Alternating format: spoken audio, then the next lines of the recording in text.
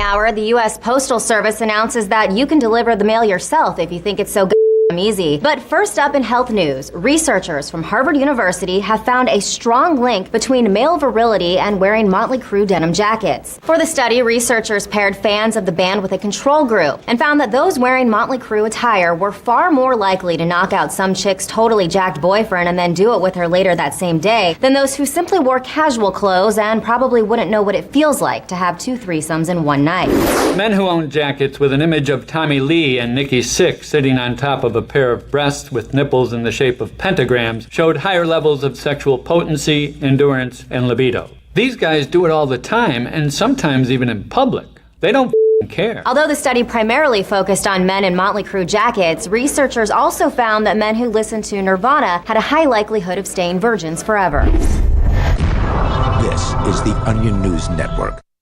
You can help spread the ideas of liberty with our Patreon for just $5 per month at amps.freetalklive.com.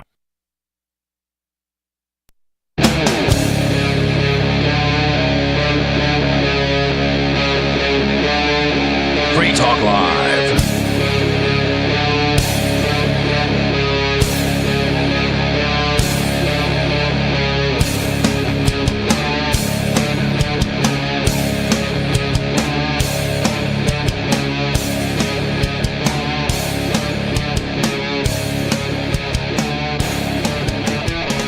It's Free Talk Live, talk radio that you control. Call in at 603-283-6160. That was close. Before the really dump close. buffer, right at the top Right. of it. I mean, We're gonna you can't be canceled anymore, right? I don't That's the know. rules? I think Is that's it? the rules, unless you talk about Jews. Oh, And then you okay. get canceled. Okay. Okay. Yeah. So Sunday So we're Fun just Day. waiting for David to call in. Sunday Fun Day. Even though we're only on 2 days a week, it can still be Sunday Fun Day, right? Especially if you think fun things are like absurd dystopia. I've been like mixing what I bring in. So there's still some fun stuff in there and then, regular topical things that ought to get discussed. I mean, if you don't take yourself and life too seriously, since we're all going to die anyway, then it's all kind of fun. It's all fun and games. Fun in a weird, It's all fun and twisted dandy. way, right? True. Yep. But we Tonight- still got to change hearts and minds. That's right. Tonight on the show, the best way to do that, though, is to entertain and make people laugh. Yes. Yeah, okay. That's why we're here. So tonight is Lori, Riley. And Richie Rich. and we do have a call already. So we're just going to go What? to the phones. Yeah, we have a call. We're Wow. very popular. We're going to go to the phones. It is Dave Ridley in New Hampshire. Hi, Dave. Hey, guys. So I've been visiting the town that I grew up in, Colorado Springs, as I do every year. And I usually go on a Ridley rampage or two while I'm here and try to ambush interview some politicians in the area. Just, I'm here, so that's what I do where I am. So it's interesting to watch. If you look at over the years, we all expected as we moved to New Hampshire that we would look outside New Hampshire and the world would start looking more and more dystopian to us, right? Mm-hmm. Yep. And that has definitely started to happen in Colorado Springs eventually. It didn't happen at first. So in 2005 or 2015, I would have told you, I feel just about as free in Colorado Springs as I do in New Hampshire as a New Hampshire resident. If I lived... It's because Colorado has the weed. Yeah. Like they were one of the first. Like, look how free we are. We got Yeah. the weed. Mm-hmm. Indeed. If I was a Colorado resident, I would feel less free in Colorado than I do as a New Hampshire resident. But anyway, after right around 2020, coincidentally, things started changing, and I started noticing, wow, I'm actually kind of starting to not like it here. And Well, that was when every place else locked down. Yeah.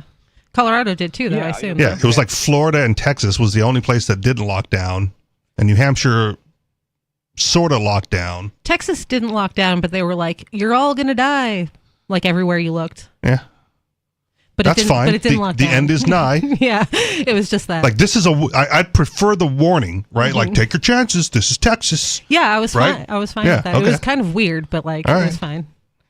No lifeguard on duty. You can go swimming. So that was the first step towards, turning Colorado into a dystopia, was, having to mask up in every store and one-way aisles and all that stuff. And then what they did was they restricted plastic bags in stores. So they took basically all the fun out of shopping you're always, like you're in the line and they won't even sell you a plastic bag. The shopping carts, the ones you carry, those disappeared because people started stealing them. And then they put up, like Walmart started having like you go into the Walmart and you're kind of not allowed to leave. Right, like to get leave, you get locked in, and you have to go all the way around. it's just more and more dystopian. Yeah, that's crazy. Hawaii banned plastic bags while I was still there, and I tried to start like the Hawaii Plastic Bag Club, which was just going to be me buying bulk plastic bags off of Amazon because they'll still sell them. Right. And then bring them in your pocket. When they go like, "Oh, do you have a bag?" I'm like, "Yes, I do, right here." Plastic. Fill it up. I don't Here's understand. 10 of them. I don't understand But the dystopian part was I couldn't get anyone to go in on it with me. Like everyone was just willing to accept not having plastic bags anymore. That's weird. Yeah, that's losers. Weird. It's like a lot of people just want to bend the knee and be like, "Oh, we'll just keep doing this." Well, they think they're saving the world by doing so. Yeah, whatever. Yeah, I don't understand the no shopping carts. Like, how do you do grocery shopping? Just you can only eat what you can carry. Yeah, or the hand carry baskets. You just take that with you. Right, so you can only eat what you can carry. Yeah. I'm not talking. Take a man with you. He'll carry all of them at one time to the door. What was that, Dave? I'm not talking about the carts that you push. I just mean the ones you carry. Because since people couldn't do plastic bags for some reason, they just started grabbing the. Yeah, the you just take it, you put it back, you put that whole thing back in your car, and then you can take that into the house with you. It's a foreseeable incentive. Mm-hmm. And again, these are all things that don't really happen hardly in New Hampshire. They still don't happen. But the next thing they did to ruin life for people in Colorado was the city or the state government, I guess, passed a law banning firearms in pretty much all government buildings. And for one reason or another, that was almost immediately followed by Colorado Springs putting up metal detectors just to get into City Hall. So I went over there last week, and they not only did they make me go through a metal detector, they made me hand over my backpack and cell phone. They pawed through the backpack and eventually gave everything back. And while that was happening, of course, I filmed the process, and they freaked out that I was filming. Oh. So immediately, some guy stops, and it wasn't the security guy, but a guy stops and interrogates me. "What are you doing? What are you doing, man?" And when I wouldn't answer his question, he got angrier and angrier and just kept standing there asking me more questions that I wouldn't answer, and wouldn't identify himself, wouldn't tell me if he worked for the city. Eventually wandered off. And I was just trying to go to a government meeting, which was called the Transparency Commission. Oh, there's some dystopian irony right there. Yeah, the Transparency Commission isn't very transparent, is it? It's a little bit more. It's a longer name than that. I forget the exact name. I think it's the Law Enforcement Transparency and Advisory Commission, I think is the correct way to put it. I didn't know that metal detectors were not standard practice. Meeting where all the city employees who I questioned wouldn't tell me whether how I asked, "Have you ever done anything? Can you name something you've done to reduce expenses for taxpayers?" All city employees who I asked that question to, or asked any question to while I was up there, I think all of them refused to answer my questions.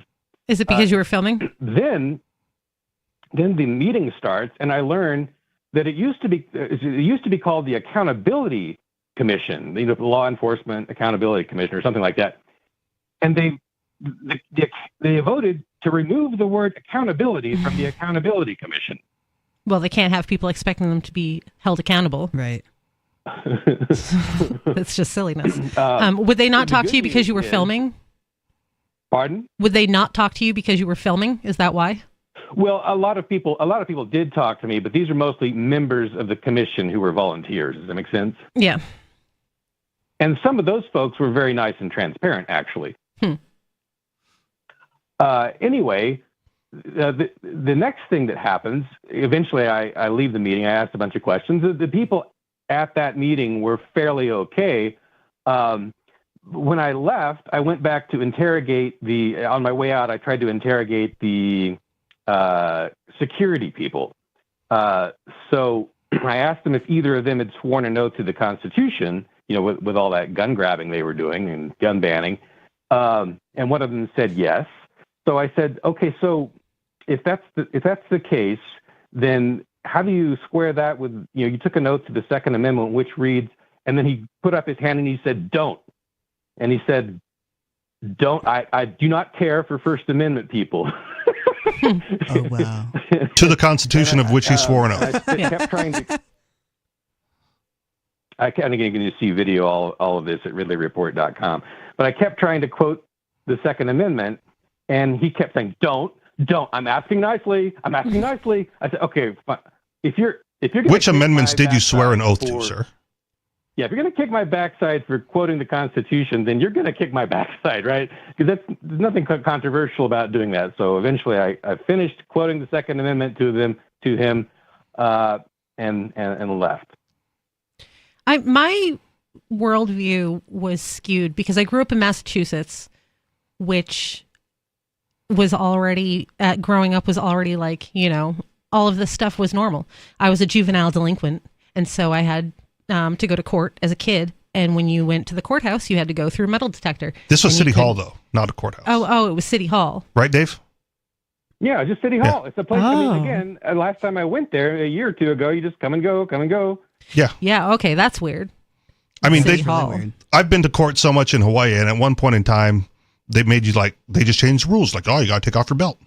Mm-hmm. I'm like, well, that's dumb. I'm not going to do it. Put your shoes in the tub. Yeah. It's like TSA. Right. But at some point, I said, I'm not going to do it. And then I just walked past security. Mm-hmm. And I walked up, got halfway up the stairs, and they security rushed after me with the gun, hand on the holster. Get back here.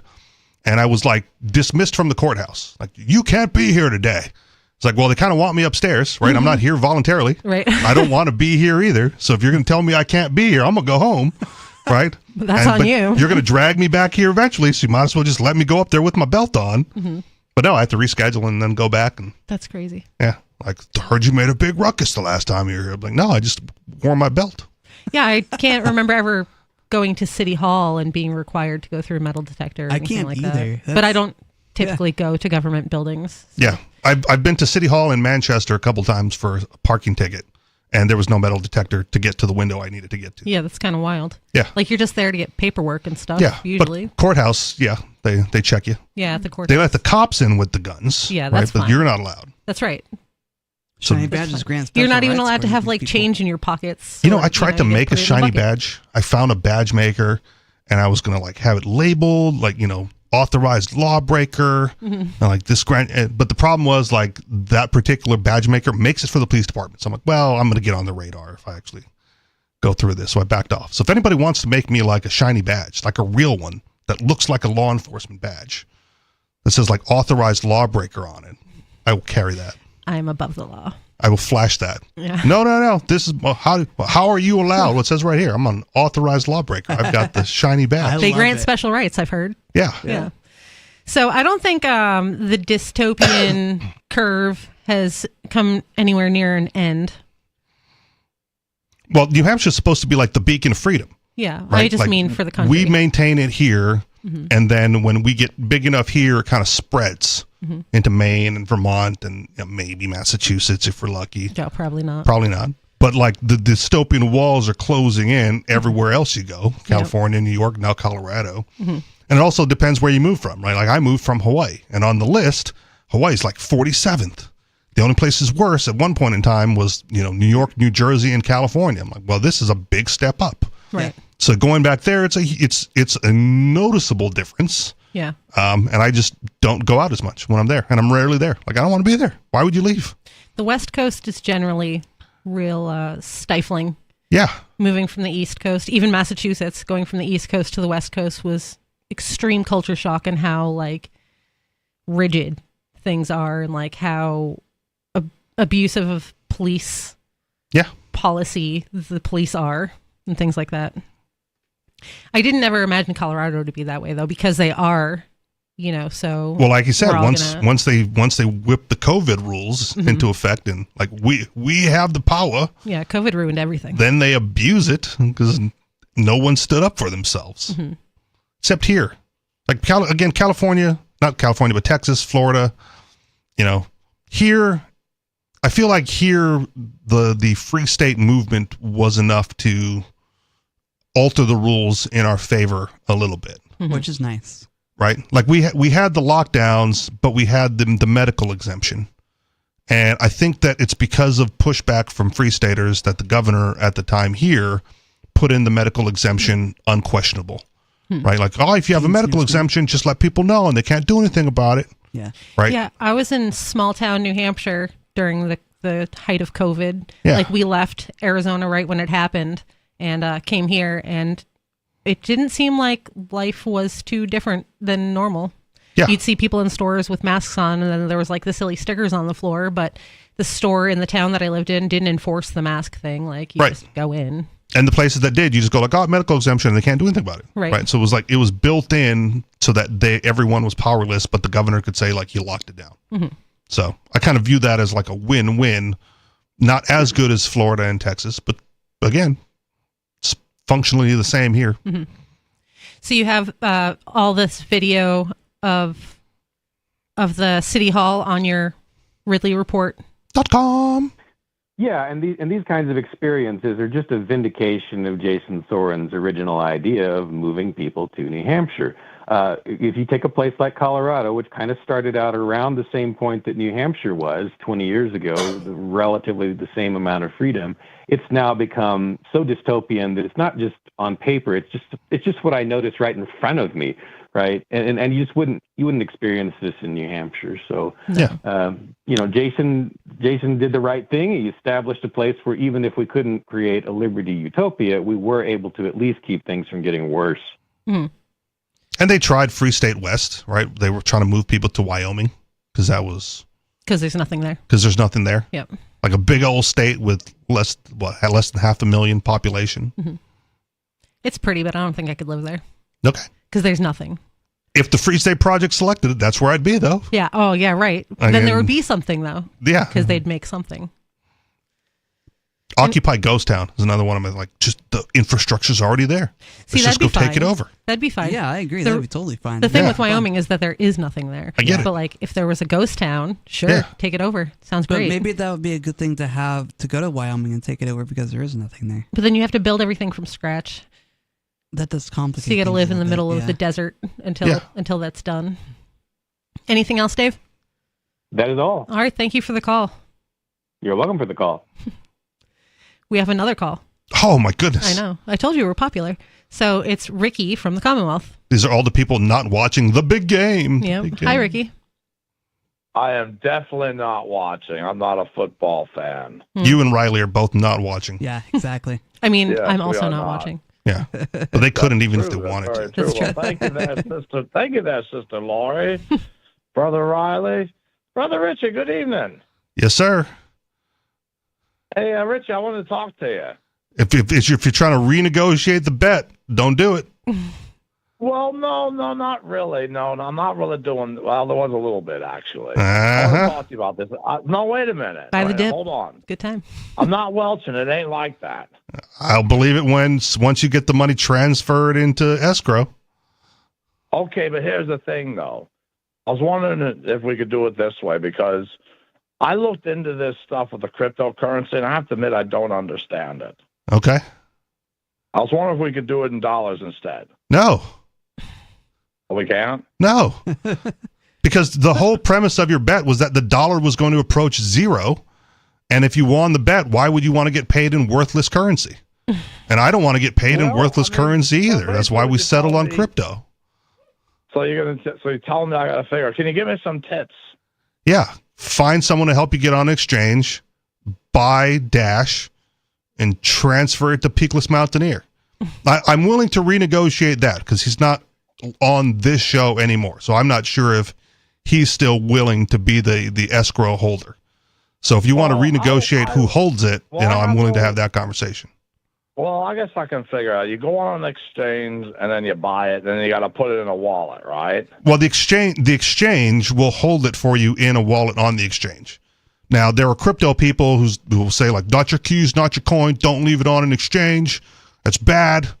But in your case, you're going to buy it on the exchange and then transfer it to escrow.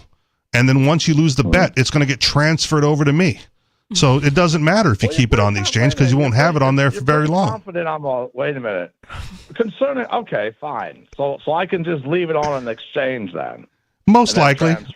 Like, again, there are some people that will advise against it. I'm not going to be one of those in this case, because the only purpose for you to have it on the exchange is to buy enough of it to transfer it into escrow. And once you transfer it into escrow, it's no longer on the exchange anyway. Is there an exchange you could recommend? Coinbase is the biggest. Yeah, Coinbase is the biggest. Kraken. What are some other ones?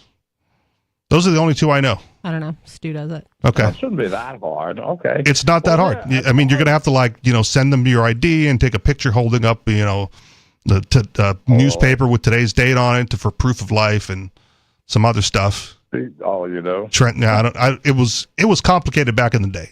When I was helping a friend do it, like, he needed to hold up the date and his ID, and I needed to take the picture, and it was done. They want things now. They want things, right? To prove that you're a person and to track you down when you try to leave the country. You might need a friend to help you with that, but whatever, it's not that complicated to get on the exchange. Okay, well, I'll check into that. Now, as far as somebody that'll hold in the escrow, anybody that you say is okay for me. Right. I think you can buy crypto on PayPal. I think you can go on PayPal and click buy crypto, and it will take you through all of that. I don't know if they have Dash, though. They might. See, Cash App will do Bitcoin, too. And PayPal will do Bitcoin. You can get Bitcoin and then transfer it into Dash. Yeah, you just making it more complicated. One step. Making it more complicated. I don't know if they do Dash either. It's easy to buy Dash on Coinbase. I've used Coinbase a time or two. If I can just go on an exchange and then have it transferred, I guess that shouldn't be too hard. Yeah. And again, the only reason, if Peakless Mountaineer was still a regular on the show, I'd be more confident in having the conversation with him. So, I mean, I'll ask you two sitting here right here. Will either of you hold his Dash I'm willing to in escrow? I don't even have a wallet. Brother Riley's fine for me. Okay. So as long as he doesn't get booted off the show, then we'll have Riley hold the escrow. Yeah, plus Richie started to find me. So I don't think so. It's not that I can't find Peakless. I just don't know if he's still willing. What's that? He's very quiet, so he wouldn't get booted off. Yeah. He's the quiet one. For now, we'll see. I might say something that Bonnie doesn't like one day. Well, I'm glad you said it. I was worried about myself at one point, honestly. Me and Miss Bonnie didn't always get along, but that's a story unto itself. Yeah.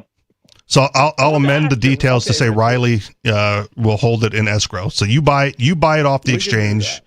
You call in one day when Riley's on and hold through a break, and he'll walk you through how to get that transferred into escrow, like give you the details, off air, so we don't have to do this on air. And then once your 15 Dash is transferred over to Riley, I'll transfer 15 Dash over to Riley, and Riley will have 30 Dash of which to distribute. And then he can run off with it. He could. Yeah. I very well could, but I won't. He won't, but he could. I had a dude in a wheelchair stole my camouflage jacket. I assume you caught him. I was like, man, you can hide, but you can't run. 603-283-6160. More coming up.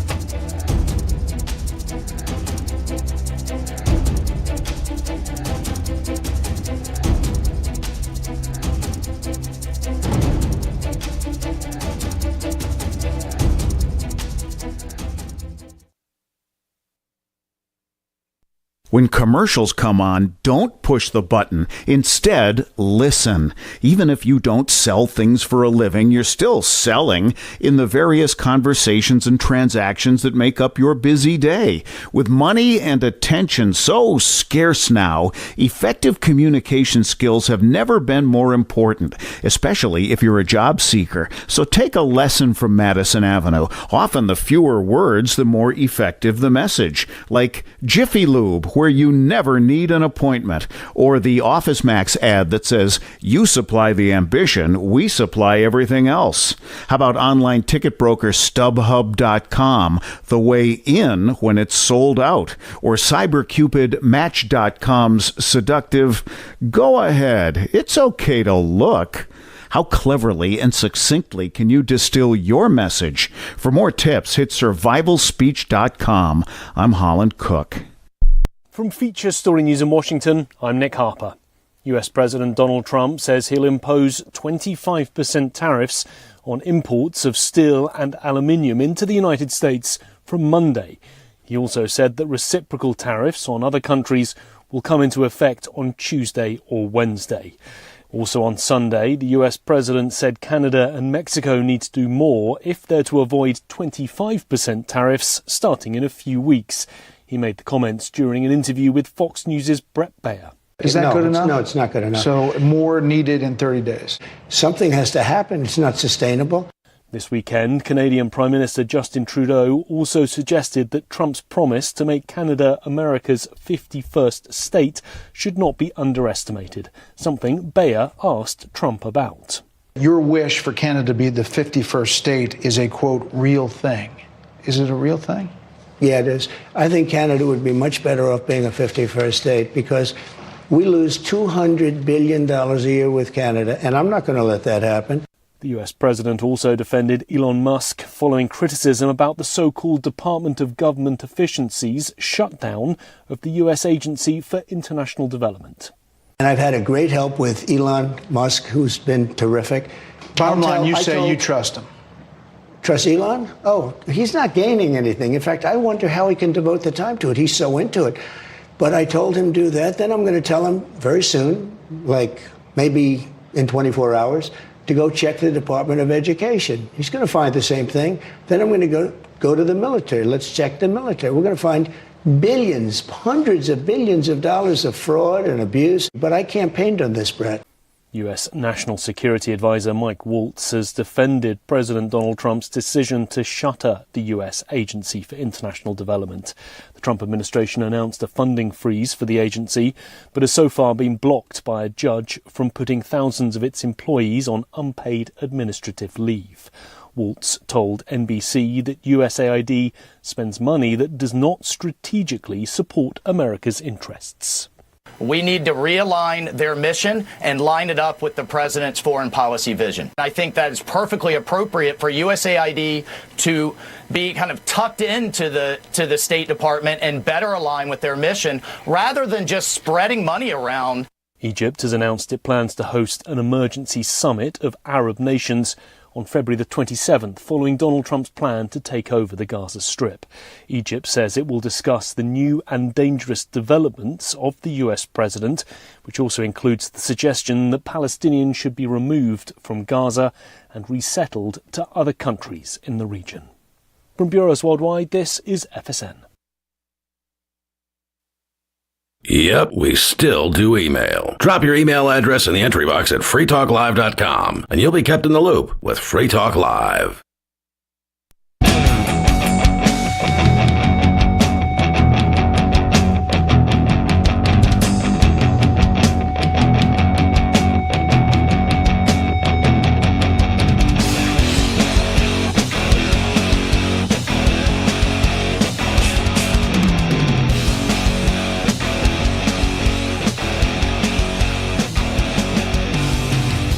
It's Free Talk Live, talk radio you control. Call in at 603-283-6160. Get on the air. Are you tired of the oppressive rules and moderation of the big tech social media sites? Yes. Our Mastodon server at social.freetalklive can set you free. Mastodon is free, open source, decentralized, and federated. Multiple apps are available for iOS, Android, Windows, Mac, and Linux. Social.freetalklive.com. In the studio is Lori, Riley, and Rich. So there's so much Trump news going on. Plus the big game going on. So. And the big game is going on. Superb Owl. Yeah, the Superb Owl. Super Bowl. Mm-hmm. I've only ever seen one, and it was a terrible night. I've only watched the Super Bowl. No, twice. Sorry, twice. Okay. It was a terrible night. Both times. What made it terrible? The first one was just really uncomfortable because I was dating this guy, and it was way too early, and he brought me to his family's house, and I met all of his family way too early, and I was like, okay, never going to last now. And then the second time... there wasn't even a smoker. Second time he wasn't a smoker. It was the worst. Then the second time I got harassed by the cops because that's what they do. Okay. Yeah, so. That's what they do. Yeah. Super Bowl's a lot more fun, I'm going to say, in Hawaii because it's like in the afternoon. So it's like you have lunch, eat snacks, take a nap, whatever. Is it at nighttime here? Yes. Oh, it's at nighttime. Yeah, Yeah, kickoff that's right. is at like 6:30 Eastern time. Yeah. Right. It would be the afternoon if it wasn't like, dark at 3:00 in the afternoon here. I get it. But it is. So. But it's an afternoon engagement in Hawaii. That's nice. Because of the time zone. That's nice. Right? I'm not a big fan of time zones. I don't have to stay up late. You can go do stuff after the Super Bowl. I'm not a huge fan of time zones. I just, I find the whole concept to be strange. Yep. It is a strange concept if you think about it. Like every part of the country and the world is divided up into segments of time. Yeah, like why does it matter? Why does it matter if it's midnight when I'm at work? Like, you know what I'm saying? I'm with you. Again, my position is they picked an arbitrary starting point. Mm-hmm. Just use that. Right. My biggest contention, again, with all the time zones is they picked an arbitrary starting point, and then everything else is divided up equally, into 24 segments around the globe.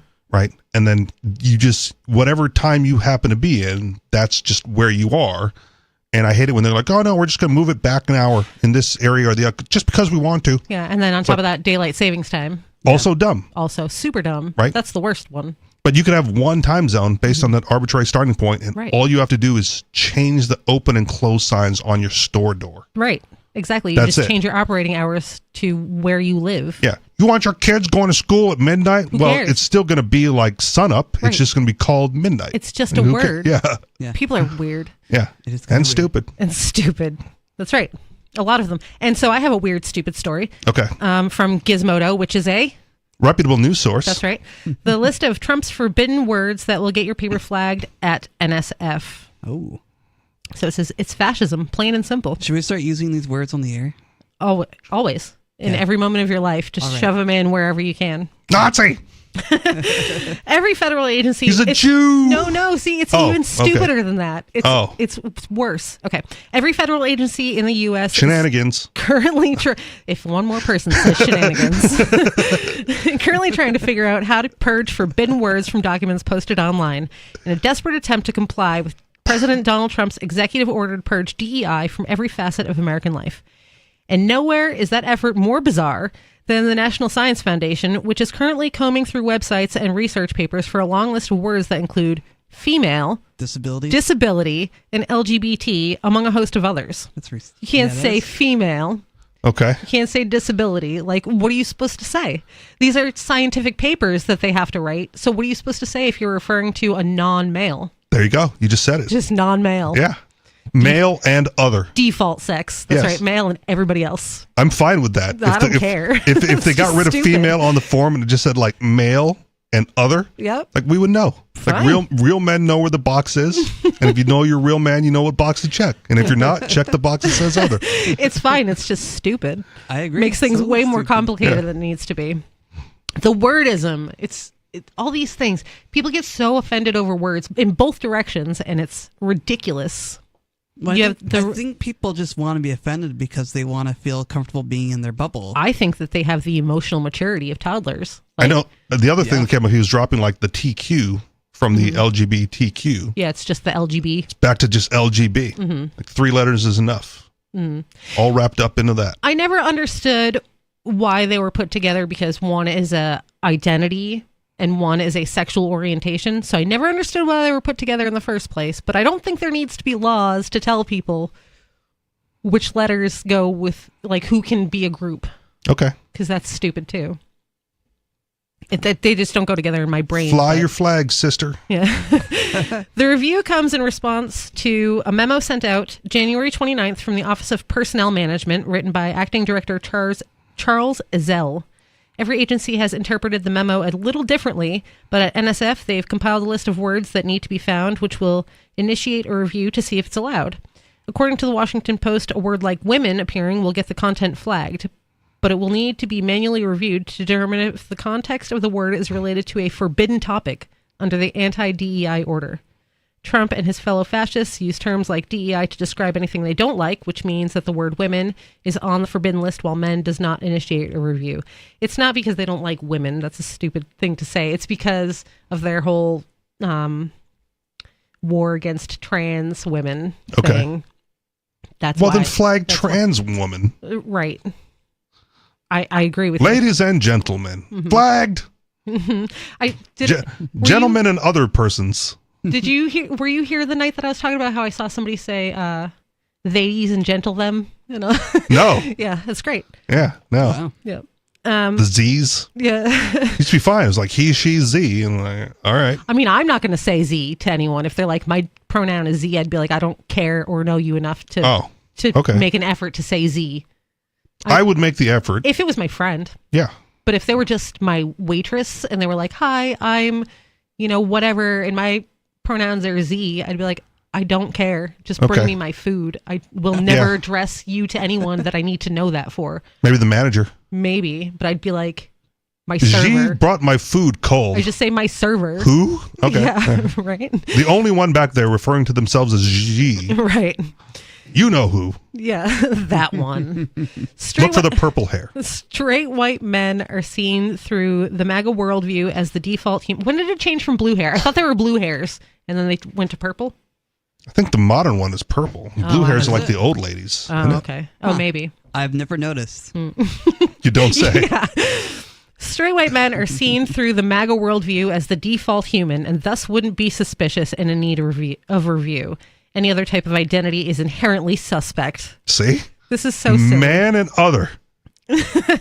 Some of the terms that are getting flagged are particularly eyebrow-raising in light of the Nazi salutes that Trump supporters have been giving since he took office.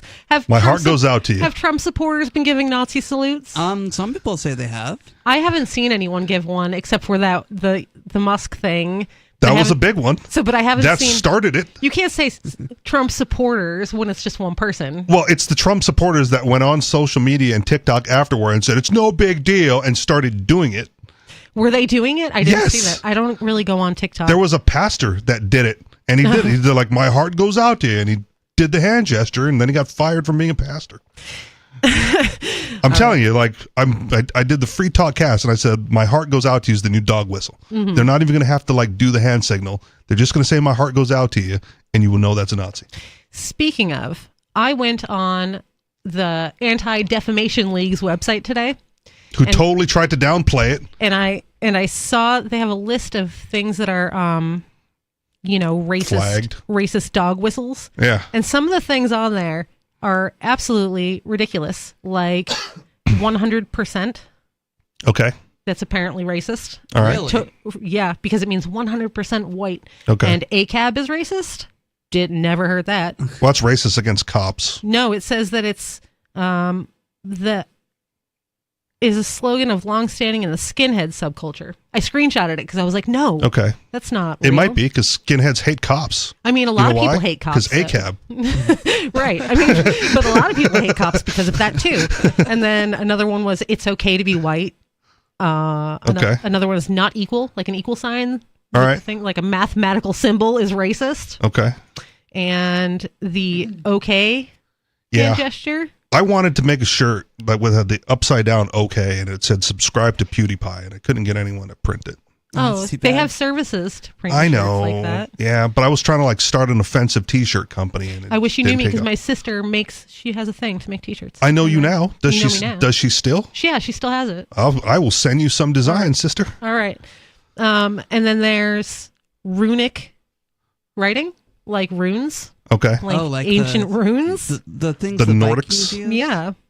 The Nords. And pit bulls. Okay. That's weird. Yeah. They're all real. Those are all really weird things to claim that they're racist. They're real benign, like everyday things. You can't just be like, these things are racist just because some racist people happen to like them. That's not how it works. I feel like non-racist people also own pit bulls. That's what I'm saying. Okay. Like, you can't just say just because some racist people like a thing. Like, I'm pretty sure racist people drink coffee. I also drink coffee. Doesn't make me racist. Coffee's racist now. That's it. It is. So do you drink it black? No. Oh, see? See, you're racist. Double right racist. there. Double racist. I make sure it's nice you're and racist light. Against the Colombian people. Only light skin coffee for you? White and delightsome. How dare you? Yeah, that white and delightsome coffee is exploiting the Colombian people. But not Postum. Enjoy some white coffee. Mm-hmm. I've never had Postum. I haven't had it either. I've heard it's terrible though. Yeah. Is that Mormon stuff that you guys? Okay. Yeah, like ground something. I'm not even sure what it is. It's like wheat or I think barley. It might be wheat or something like that. Something like that. I'd have to ask my mom. She'd know. I wanted to try it Stu's mom said she had some, but then it never materialized. Okay. So, and I wasn't about to go spend my money on a whole bottle of it because I'm sure it's gross. Yeah, no, I get it. For example, the term hate speech will get a paper at NSF flagged for further review. What is hate speech really? What is hate speech? If you said, I hate you, that might be hate speech, right? Or like, I hate this group of people. That's technically hate speech. But like saying, I don't know, that someone's Jewish or that it's okay to be white. Like those things are not hate speech. It's not hate speech at all. At all. Yeah. Or even if you have the problem is like normal people are not saying it's okay to be white. No. It's racist white people that are saying it's okay to be white. I mean, it doesn't make the statement wrong. It doesn't make it, you're right. It doesn't make it wrong. But again, contextually, who's saying it? Right. Right? It's racist, racist white people who are saying like, "Duh, it's totally okay to be white, bro." I'm like, yeah, you're right. You're right. You're right. I don't know I'm why not you're gonna say saying it. Right. I have no need to say that, but like, it's not a wrong statement. It's one of those things that it's like down the list of things we ought to be talking about. Right? There's even amongst libertarians, there's so many other issues to focus on that we don't need to bury ourselves down in those weeds. Right. Especially right off the bat. So a big thing though in this country at the moment is identity politics. Everything is made into some type of identity, which I think is such low level thinking. Like you don't need to identify yourself by the characteristics of you instead of who you are as a person inside. I get it. It's not helpful in any way. All these people want to identify themselves as like, I'm black. I was watching the DNC chair election thing. David Hogg? Yeah, but there was this one guy, the non-binary guy, and he got up there and he was like, I'm so proud to be the first non-binary Afro-Latino candidate. And I was like, why do you even need to say that? Just be like, I'm so happy that I'm here. Yeah, and that's it. That's all your weird identity labels. It has nothing to do with who you are as a person, the job you're going to do, nothing. Just literally just how you look and but it'll get you cred in the virtue signal space. Stupid. That's why I hate identity politics and all of the virtue signaling. That's my big thing about it. I can't stand it because of that. Okay. Because it dumbs everything down. If you can't relate to things beyond your physical aspects, then you're not worth talking to. Yeah, I get it. And at the same time, a lot of people adopt like the libertarian label or the anarchist label. And there's a group of us. Yes, but you're not like I'm a white, male, bearded libertarian anarchist. You know what I mean? Like you're not claiming because of your outside characteristics that you belong to the group. It's because of your thoughts and feelings and political ideology and all of that. But it's still a signal that I am in the group. And I want to be around people who are in the group. Yes. And if you fly a different flag, I want to be in that group. Right. But that's because of a deeper sense of self, not what you look like. It's not superficial. It's You're not right. It's not. You're not in the guys who wear yellow shirts group. Yeah, that's true. But I was on Beard Talk Live for a little bit. Yeah. That was a thing. You had to have the beard. You had to? What if I put on like a fake one? We have the fake beard up there still hanging. Oh, nice. Yeah. Okay, see? So then you're inclusive. Yeah. So it wasn't the same thing. Redefining terms like hate speech is obviously part of the fascist project. How are they redefining it, though? I don't understand. Darby Saxby, a professor at the University of Southern California, tweeted the list of banned words on Monday, including a decision tree she says had to be sent to all program officers at NSF. Forbidden keywords that initiate a review at NSF, according to Saxby. Activism, activists, advocacy, advocate, advocates, barrier, barriers, biased, bias toward, biases, biases toward, BIPOC, Black and Latinx, whatever, how you say that one. They don't even like that. Like most of them don't. Yeah. Their whole language is gendered. Right. And then some Americans are like, we need to change this. Yes, this needs to be non-binary, so it's inclusive. Because my feelings matter more than everybody else's. Now, to be fair, I'm not a fan of the gendered language either. Like, who cares? It's literally just how their language works, though. I know. I'm aware. So, community diversity, community equity, cultural differences, cultural heritage, culturally responsive.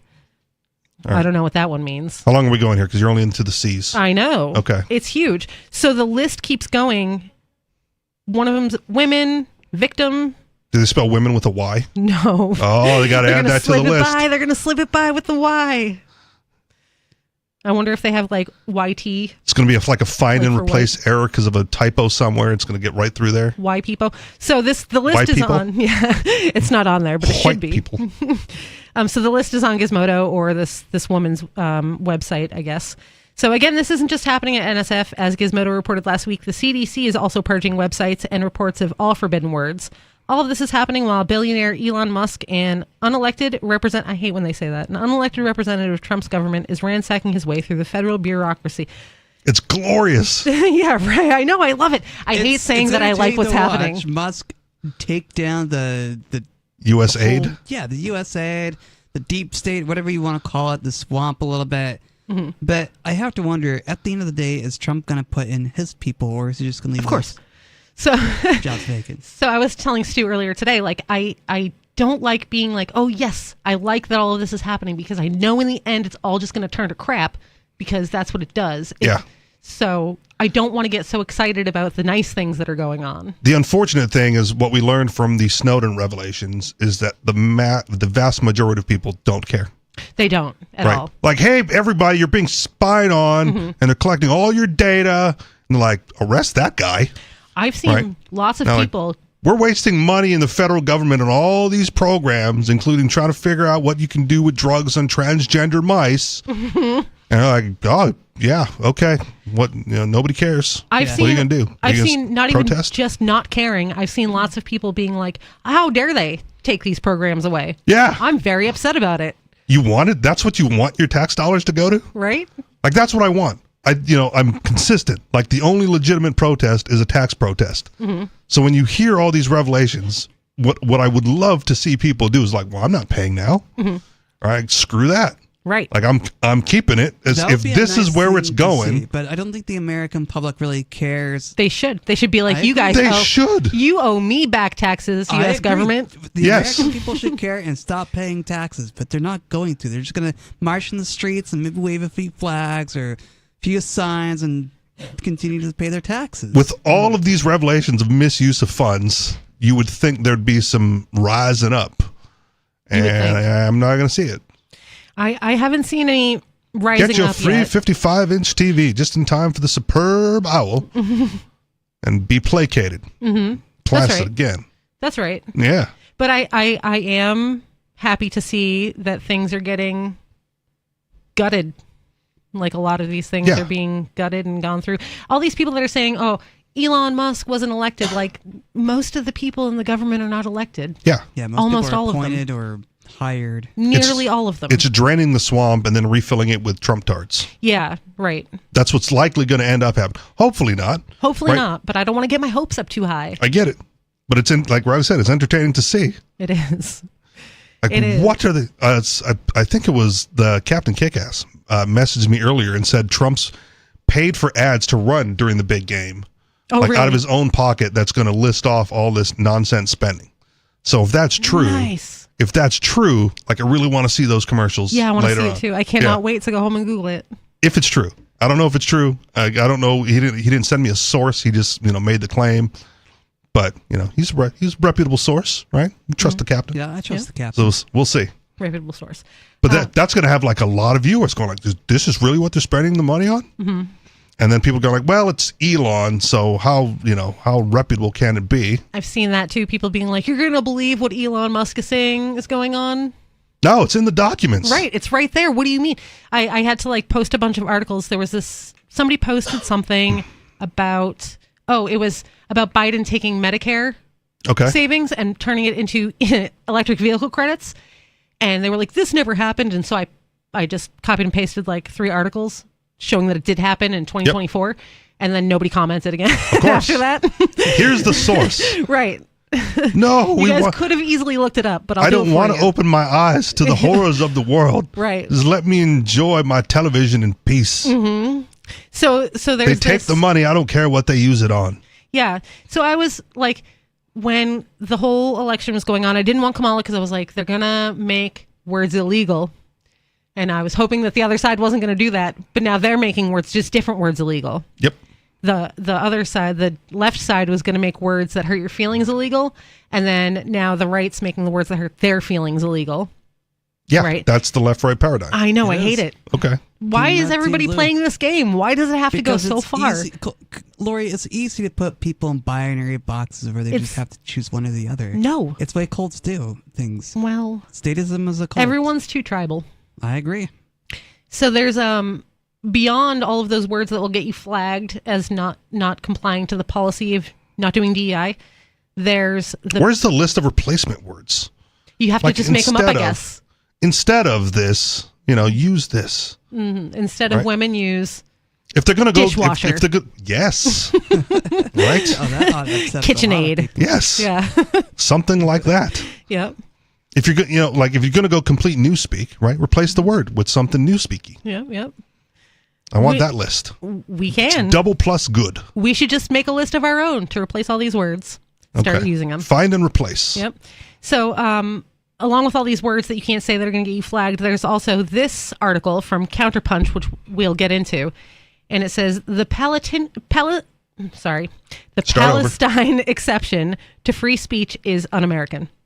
So apparently, they're going to say, we've got free speech except for the DEI whisper. Okay. So you can say whatever you want that hurts anybody's feelings, unless it's anti-Semitism. Which again is weird because there's Semitic Palestinians and there's non-Semitic Jews, and so it's not all anti-Semitism. I don't know why they think that that'll fly anyway. To be like, you can say whatever you want about any group, but not this one. Well, because that one went through the Holocaust and has a history of. Everybody has gone through something terrible in history. Oh, I know. Okay. These are worse because they're God's chosen people. Wow. Supposedly. Hey, man, they make the claim. Well, God didn't tell me. You just haven't had a personal revelation? I didn't get the memo. Okay. So I'm not beholden. Read from the hat. To such rules. Read from the hat. I got to go get a hat and some rocks. I'll get there back you to you. Yeah. We'll see what comes out. Yeah. I could just make it up then. I'm pretty sure that's how it works. I could be like, it says that I'm the queen. No. You don't look in the hat. This is my personal revelation hat. I don't think I'm allowed to anyway because I'm just the dishwasher. Okay. So I'm other. Okay. Is Stu going to look in the hat? Yeah, Stu has to look in the hat. Okay. We can make Riley look in the hat. Oh, there you go. And then he can just make up whatever he wants. I only have vision when I look in the hat. That's right. It's extra magic. There you go. 603-283-6160. This is Free Talk Live.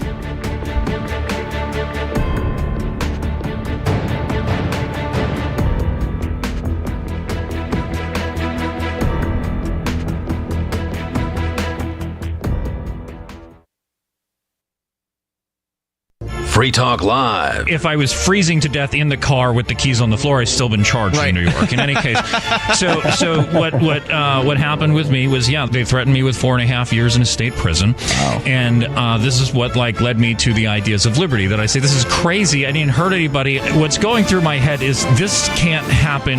I have to stop them. I should just go out blasting. Thanks for not doing it, by the way. Yeah, I mean, I like hanging out with you. It's going swimmingly. So this whole living thing. There's a lot to it. But when I got involved with the Libertarian Party, I was kind of looking. The idea was I was looking for something to die for, frankly, and I found something to live for. Aww. As I'm going forward, I'm finding things that I can do instead of getting myself killed. And this is, the gist of the story of how the Libertarian Party saved my life. That this was my introduction to all of these things. Interesting. Free Talk Live, 7 nights a week from 7 to 10 Eastern at freetalklive.com. How many lawyers does it take to change a light bulb? None. They'd rather keep their clients in the dark. There are too many lawyer jokes to count. However, there are some lawyers with more noble intentions. At the Institute for Justice, we bring the light to our clients. We are a non-profit public interest law firm with clear values and principles. At IJ, we fight for those whose most basic rights are denied by the government. Visit our website today at ij.org. What if you want to hear the latest episode of Free Talk Live, but all you have is your phone, you forgot to download our archive, and you have no data connection? You can call our Listen line at 641-793-0191. That's a long-distance number, so you may incur charges. If not, listen as long as you want. 641-793-0191. The Free Talk Live listen line, 641-793-0191. You're listening to the live edition of Free Talk Live. Hour number 2 is next after the news here on the Liberty Radio Network at LRN.FM. From Feature Story News in Washington, I'm Nick Harper. US President Donald Trump says he'll impose 25% tariffs on imports of steel and aluminium into the United States from Monday. He also said that reciprocal tariffs on other countries will come into effect on Tuesday or Wednesday. Also on Sunday, the US president said Canada and Mexico need to do more if they're to avoid 25% tariffs starting in a few weeks. He made the comments during an interview with Fox News' Brett Baer. Is that good enough? No, it's not good enough. So more needed in 30 days. Something has to happen. It's not sustainable. This weekend, Canadian Prime Minister Justin Trudeau also suggested that Trump's promise to make Canada America's 51st state should not be underestimated, something Bayer asked Trump about. Your wish for Canada to be the 51st state is a, quote, real thing. Is it a real thing? Yeah, it is. I think Canada would be much better off being a 51st state because we lose $200 billion a year with Canada, and I'm not going to let that happen. The US president also defended Elon Musk following criticism about the so-called Department of Government Efficiency's shutdown of the US Agency for International Development. And I've had a great help with Elon Musk, who's been terrific. Bottom line, you say you trust him. Trust Elon? Oh, he's not gaining anything. In fact, I wonder how he can devote the time to it. He's so into it. But I told him do that. Then I'm going to tell him very soon, like maybe in 24 hours, to go check the Department of Education. He's going to find the same thing. Then I'm going to go to the military. Let's check the military. We're going to find billions, hundreds of billions of dollars of fraud and abuse. But I campaigned on this, Brett. US National Security Advisor Mike Waltz has defended President Donald Trump's decision to shutter the US Agency for International Development. The Trump administration announced a funding freeze for the agency, but has so far been blocked by a judge from putting thousands of its employees on unpaid administrative leave. Waltz told NBC that USAID spends money that does not strategically support America's interests. We need to realign their mission and line it up with the president's foreign policy vision. I think that is perfectly appropriate for USAID to be kind of tucked into the State Department and better align with their mission rather than just spreading money around. Egypt has announced it plans to host an emergency summit of Arab nations on February the 27th, following Donald Trump's plan to take over the Gaza Strip.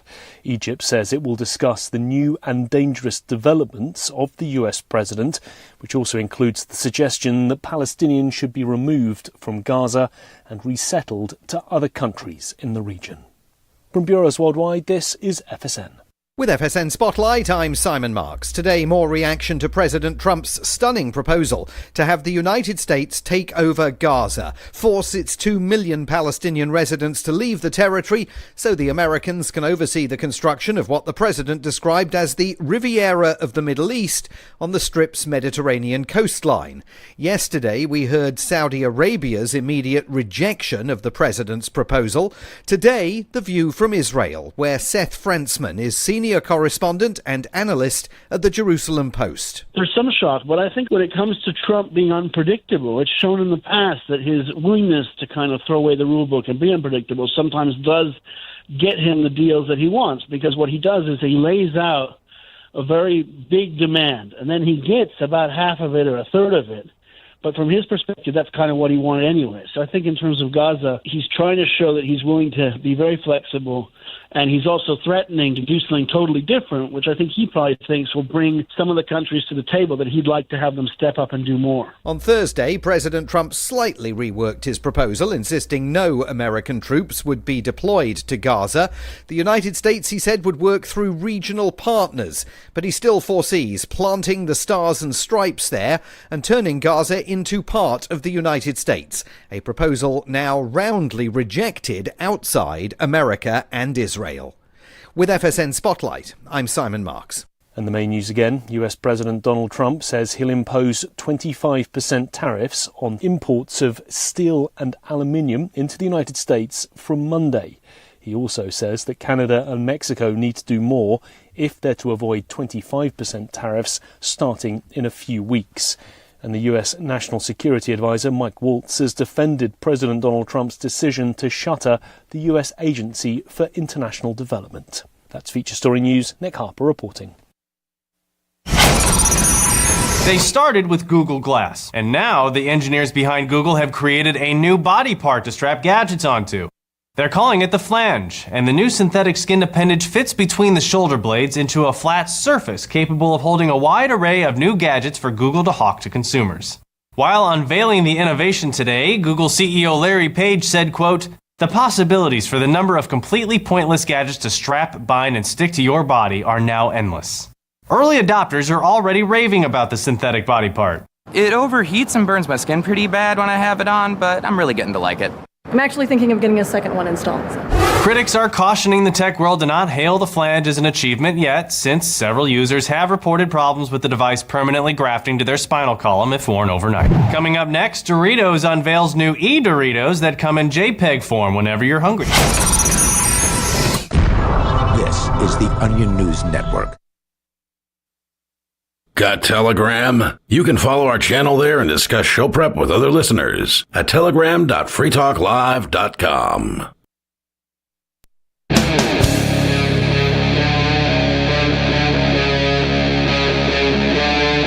Free Talk Live.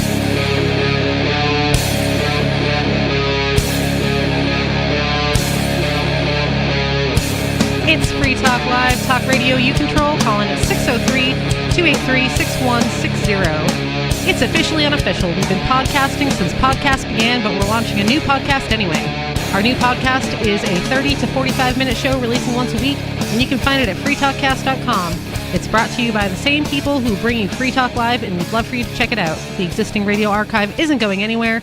This is just a new show designed from the start to be a podcast, so check it out at freetalkcast.com. In the studio is Lori, Riley, and Richie Rich. So I have this article here that we started right before break, and it was from Counterpunch. Another reputable news source. Another reputable news source. Riley's not paying attention again. No, I'm not. Sorry. The Palestine exception to free speech is un-American. One of the small ironies of the Vietnam era was that people who saw themselves as fervent patriots often sported pins and bumper stickers repudiating the First Amendment. That's the constitutional amendment, as not everyone seems to know, that protects 5 key freedoms: speech, religion, the press, assembly, and petition. What did those pins and bumper stickers say? America, love it or leave it. All right.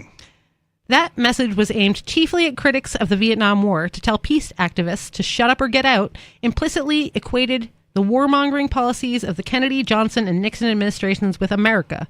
It was a crude rhetoric tactic that was nonetheless effective because it drew strength from the undercurrents of nationalism. We must stick together in the face of threats from a hostile world. And U.S. exceptionalism. Unlike other countries, our motives are benign. We seek to only do good. As George W. Bush... BS? Yeah. A BS? Yeah. As George W. Bush put it years later, you're either with us or against us. I feel like maybe like Skeeter's... I think you said you're either with us or you're with the Taliban, so... Skeeter's mentors made this pin. I mean, another sentiment that I've heard, if you're not going to stand behind the troops, stand in front of them.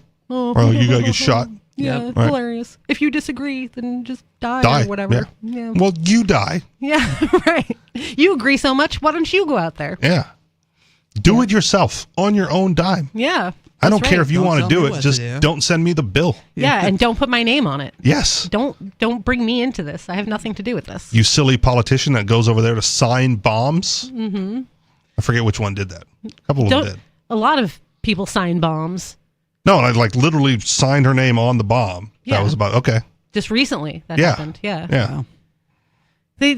But they do that. They write things on the bombs and they sign them and stuff, which is so bizarre. It's I really want to bizarre. I really want to be personally connected. Happy Valentine's Day. Sincerely, DJT. I really want to be personally connected to this bomb that's going to blow up brown kids in another country. That doesn't make any...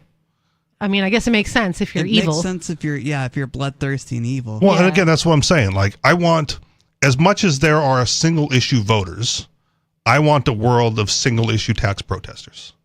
Right? If you don't like blowing up brown people in other countries, like, don't pay your taxes. Yeah. Right? Unsubscribe from the system. Right. That is Like, the best. But for every issue. Yeah. Right? If you don't like them doing experiments with transgender mice or letting flies eat the eyes out of beagles, right? Stop paying your taxes. Yeah. Like whatever bad thing Trump is doing that you don't like, right? Stop paying your taxes. I participate in non-participation as my activism. Like, Okay. I don't have a license. Yep. I don't have a job. I homeschool my kids. Like, I just try to not participate in the system as much as humanly possible. Yeah, but I mean, you have a surrogate. I mean, before I had kids, I still didn't have a job. Okay. I had, like, gigs. All right. So fair. Yeah. But I mean, like, you're married, so the husband drives you around and Yep. is the sole, income the earner. guy. He's the guy. He's so the guy. he makes up for it. So I only use the car when I absolutely have to. now go I will places when I have to. I will say this as well. Like, I'm okay with that arrangement. And one of the things that I told my ex at the time was, you cannot also be an activist because someone has to bail me out of jail. Right. Right. So, like, you need, in my opinion, you need someone to interface with the system on your behalf. Otherwise, everyone just ends up in jail. Right. Yeah, that's actually a really good idea. And with the Free State Project, right, I'm okay with outposts, right? If for some reason you're in Colorado, you're like, I just can't move. Like, what I have here is too good. There's certain things that I can't do in New Hampshire that I can only do in Colorado. I need to stay in Colorado, right? Then you're the outpost, right? Your job is like recruiting others who can make the move on your behalf. Yeah, I annexed. Right. I annexed to Vermont only because I couldn't find a place that was appropriate here in New Hampshire. But now maybe I'll just, turn just the edge right over into Vermont, into New Hampshire. But now you got to, like, interface with Vermonters, right, and get them to move to New Hampshire. Yes. Yeah. That's what that's going to be my participation now. Okay. It's just make Vermont people realize how terrible it is and to leave. Right. And come You here. just need to move one state over. Because a lot of people, Yeah. Vermont is very, very left, and a lot of people that are not left are there and they hate it. So just move here. Right. Yeah. Go to New Hampshire. It's not that far away. Just go. I'll introduce you to some people. Yeah. Yep. We have meetups. That's right. We have gatherings, get-togethers. There's a whole calendar filled with stuff. Already a People whole you can community. meet. Yes. That you Everyone can is just so busy. get yourself into. You won't be alone. And if you want to wear a MAGA hat, there's those people around here too. Which is weird. But they're there. Yeah. They're there. They're there. They're everywhere. Sadly. Yeah. Stu, during the first Trump administration, I got him a hat that looks like a MAGA hat, but it says "Make America Great Again." Okay. But he never wears it anywhere, which is sad. Because it's great. Nobody knows what American is. Okay. Do you know what American is? No. It's when they used to have prostitutes a long time ago. They would shave their pubes so they didn't get crabs. Oh. And then they'd buy these little wigs to put on, and that's what it is. It's American. Got it. Make America Great Again. Little wigs. All right. Interesting. Yeah. It's a whole untapped market right now. I just want the body mod, like, landing strip of just spikes built in there. Ow. Right. Why would you want spikes? I just want to see it on a chick. I've just not to seen see that it. yet. Just to see it.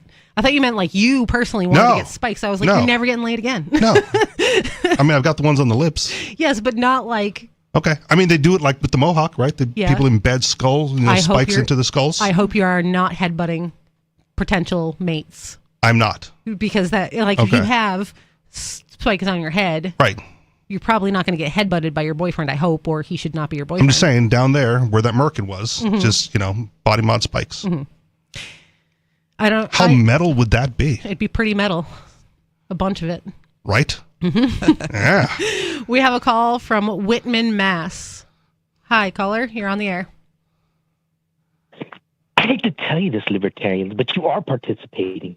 Every time you buy something and every time you participate in the economy that funds these bombs that kill brown people, you are partially responsible. I said as much as humanly possible. Just like your boy Roger. Well, it's live free or die. Hey, Skeeter. Right? Skeeter. Or die in the high seas. Skeeter, what do you actually want to talk about? And make it exciting and not the same thing that you talk about every night, or I'm not going to take your call. Well, we're going to end the call. You already took it. I'm going to go back in time. Okay.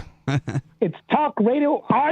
Skeeter control. I also control. You don't tell me. We all control. To pick my top. You don't tell me what topic I pick. I didn't right? tell you what topic to pick. I said just don't make it boring and the same thing. We need to go back to screening calls where, like, name, location, topic. Right. Stick to it, homeboy. I wanted to. So since I was interrupted last week because Bonnie doesn't know what demand is, I wanted to talk about property and law, right? In capitalism, right? Okay. Again, there is no restitution. Define capitalism first.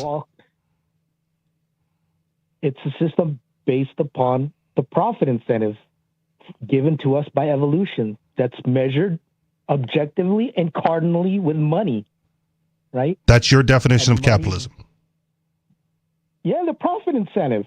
Okay. Nothing to do with evolution. Brought to us by evolution. like PBS. I just want to make sure we're talking about the same thing, because that's not how I would have defined capitalism. I don't think many people would define capitalism in that respect, but if that's how you're using the term, then go ahead. Profit and incentives under evolutionary capitalism. And look up the term capitalism for this guy. He doesn't even understand infinity, let alone what capitalism is. Look it up. Everywhere there's a profit incentive involved. There's nothing about rights. Nothing about evolution either. The definitions. No, but ultimately it has to extend to that, because money, everything is evolving based upon the demand of evolution. This is where objective value comes from. The demand of evolution. The demand of evolution. So now define evolution, and how does it create demand? Through natural selection. We can see its demand through natural. It actually has the ultimate say on what's stable or not, right? No. So if you choose to do something, and that's where morality comes from. No, because you can evolve beyond perfection, and that has happened. That has happened throughout history. What's after infinity? You don't know what perfection is. Do you know what infinity is? What's after infinity?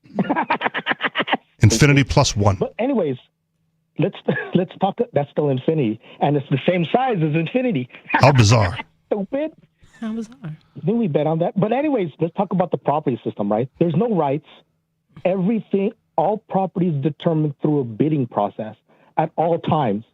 So owning something creates an obligation for the current owner to pay to protect it.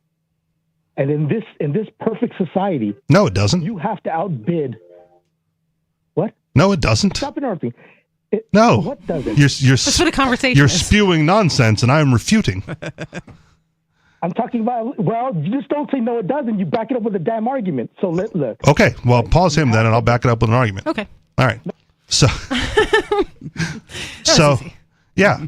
So if you bid on a piece of property, right, and again, I'll go back to my definition of property, and that's something that which you possess, that everyone agrees is yours, or that you have to defend against aggression. Okay. Right. So if I have a piece of property, right, and you both agree that it's mine, I have to spend zero money on defense of that property. I don't have to do anything, because I know that the people around me trust that this is my property and acknowledge that it's my property, and they're not going to harm it.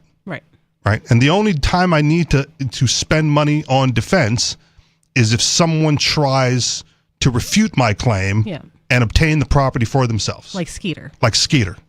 Right. So I don't have to spend money on defense as long as I get other people around me to agree.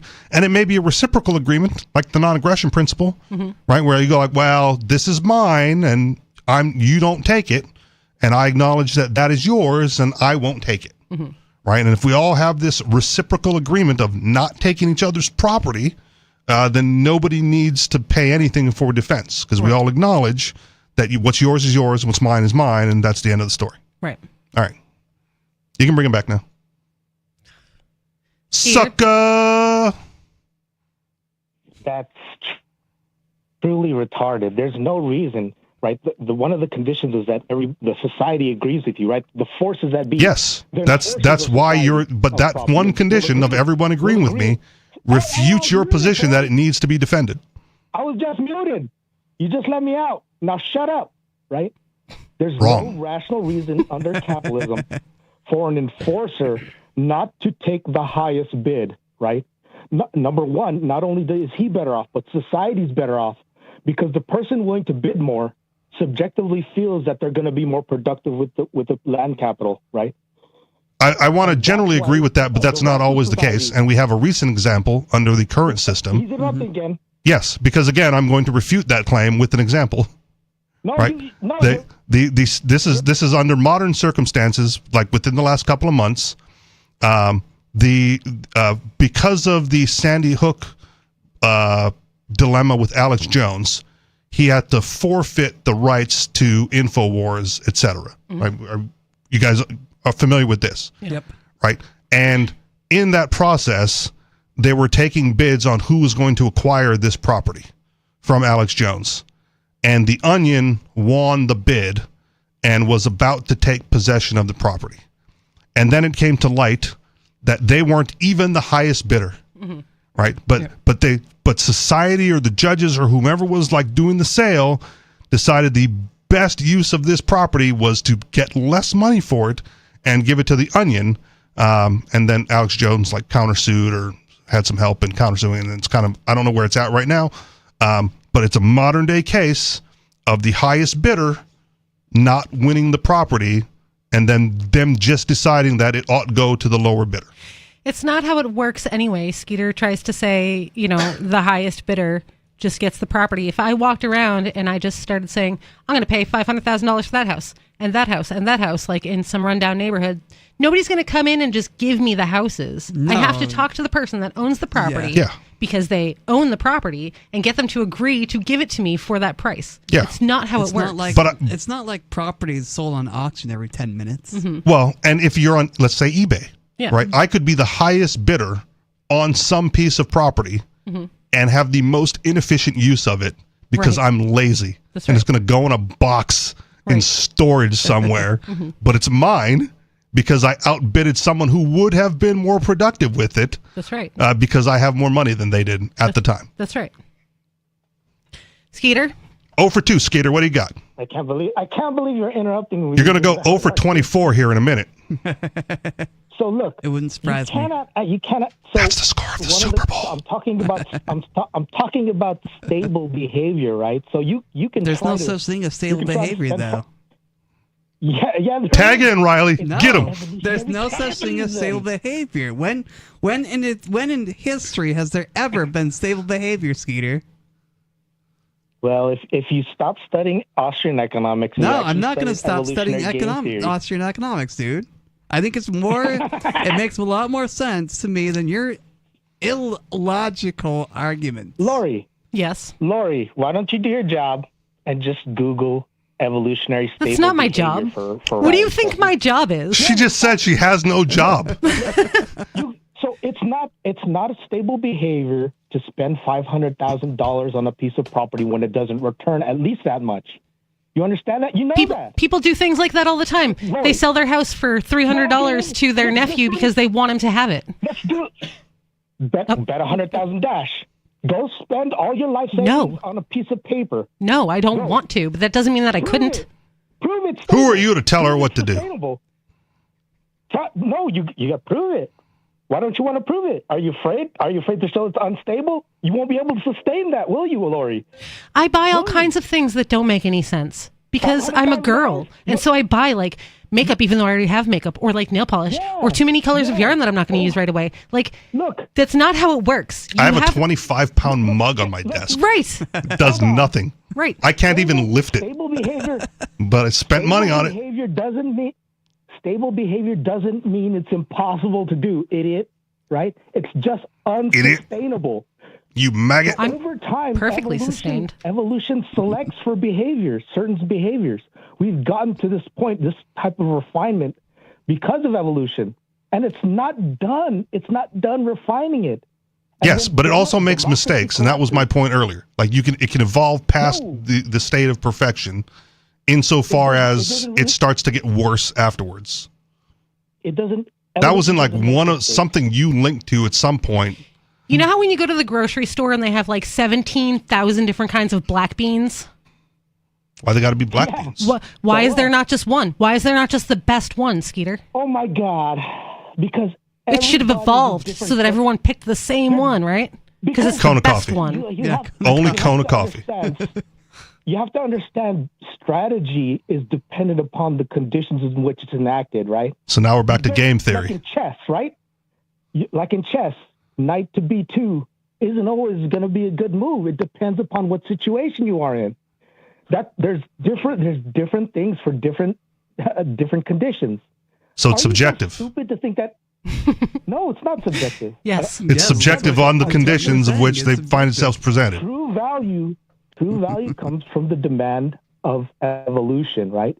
No, it actually doesn't. What's stable? Yes, the problem is you use the strategy of right, and we're going to like negate it every time, and that's why you don't get further into your argument, right? You know what strategy? I didn't hear that, but you know what strategy is unstable? Agorism, right? Trying to go against the government, which is purely voluntary and doesn't violate. Well, mostly it doesn't violate the NAP. No, it doesn't. If it violated the NAP, it would be it wouldn't be definitionally agorism. We can see agorism is unstable. Look at the people that try to enact agorism, like Roger Ver, like Ross Ulbricht. Are you stable, Skeeter? Privacy to fight a libertarianism that's a just system that's compatible with the NAP. That's modern democracy. So I will agree that agorism is difficult, but I wouldn't call it unstable or untenable. Yeah, look at the people that's trying to enact it, that try to tax evade, like you're trying to advise people to do. What happened to your boy Roger Ver? But there's plenty of people in the system that fail at business too. You can't blame the failures on the mechanism. It could just be bad businessmen. There are whole markets that are agorist based.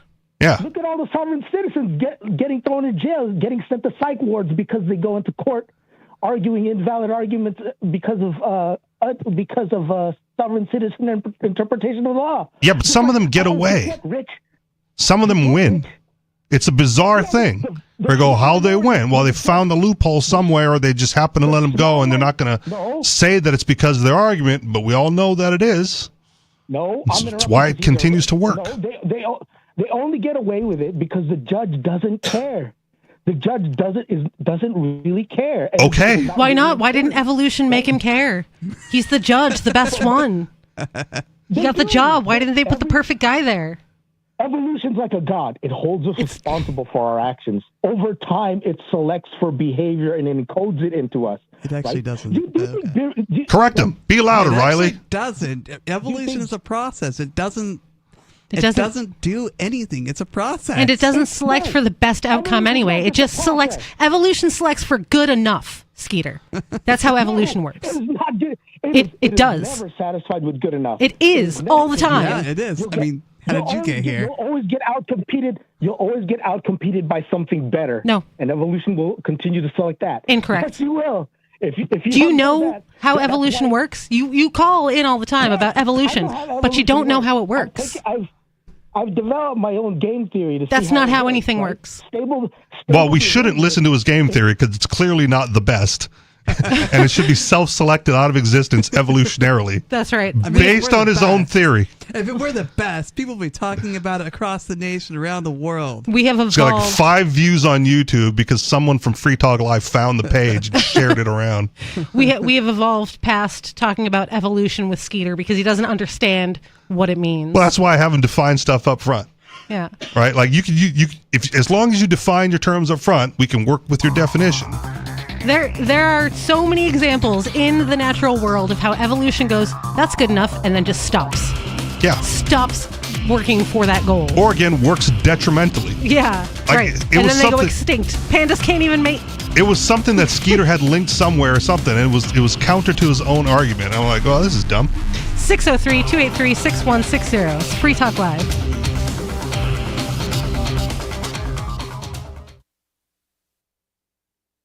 Hi, I'm Derek J. To me, an activist's calling is to actively work to advance a cause. The cause for which I work is personal freedom. I believe my life is best when I engage in voluntary interactions and self-government. I reject the idea that anyone else has a higher claim to my life or my body than I do. I see people who call themselves the government as a threat to my personal freedom.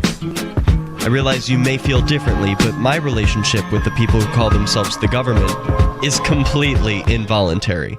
If Starbucks used some of its money to drop bombs, I wouldn't shop there.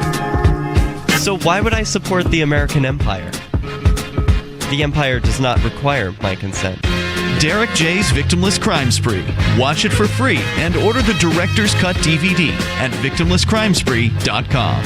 That's victimlesscrimespree.com. From Feature Story News in Washington, I'm Nick Harper. US President Donald Trump says he'll impose 25% tariffs on imports of steel and aluminium into the United States from Monday. He also said that reciprocal tariffs on other countries will come into effect on Tuesday or Wednesday.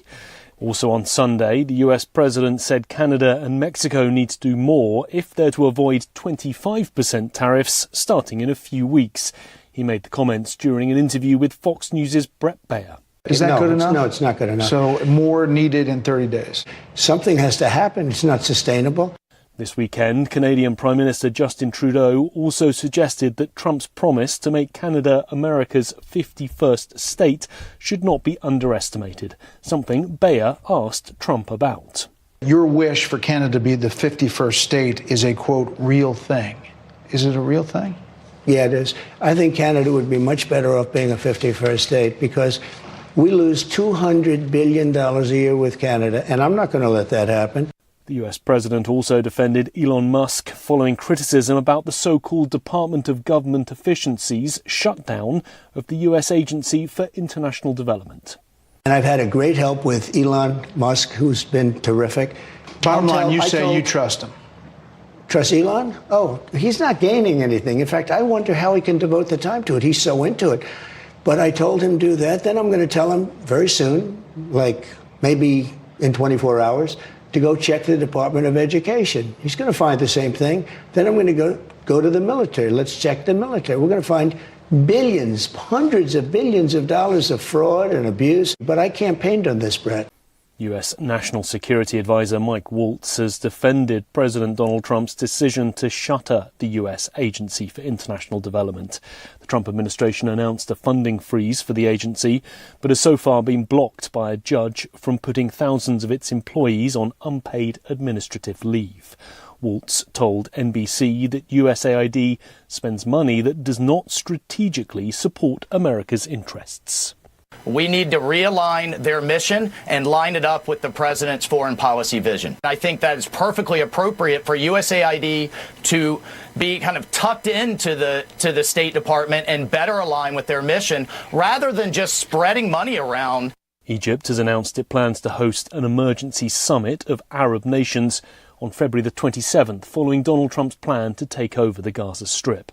Egypt says it will discuss the new and dangerous developments of the US president, which also includes the suggestion that Palestinians should be removed from Gaza and resettled to other countries in the region. From bureaus worldwide, this is FSN. Our Matrix server is about as free as internet chat can be. Join the existing rooms or create your own at chat.freetalklive.com.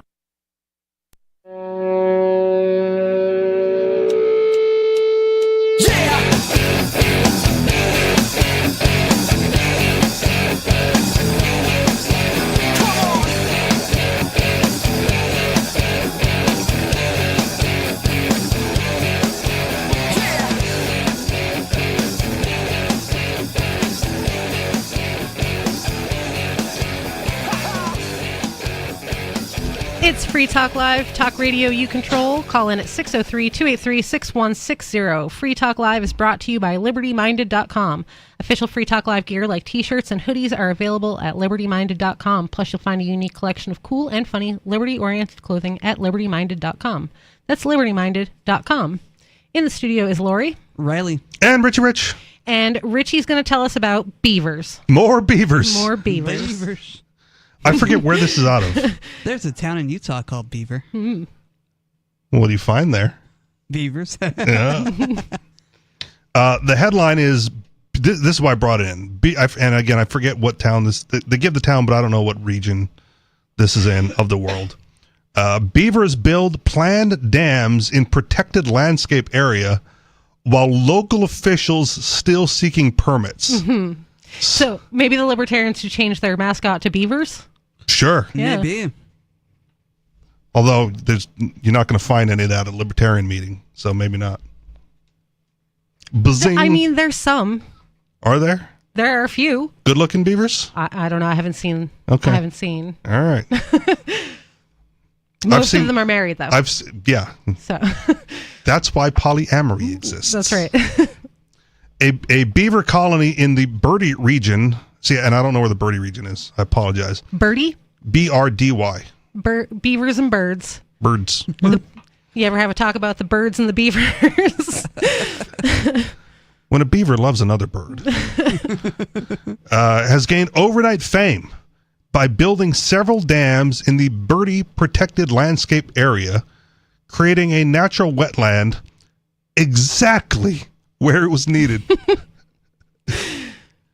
It saved the local authorities 30 million crowns. And again, I have no context for that. Where pays in crowns? I don't know. That's why it might get here. Where is it? Natural Conservation Agency of the Czech Republic. So, okay, there we go. There you go.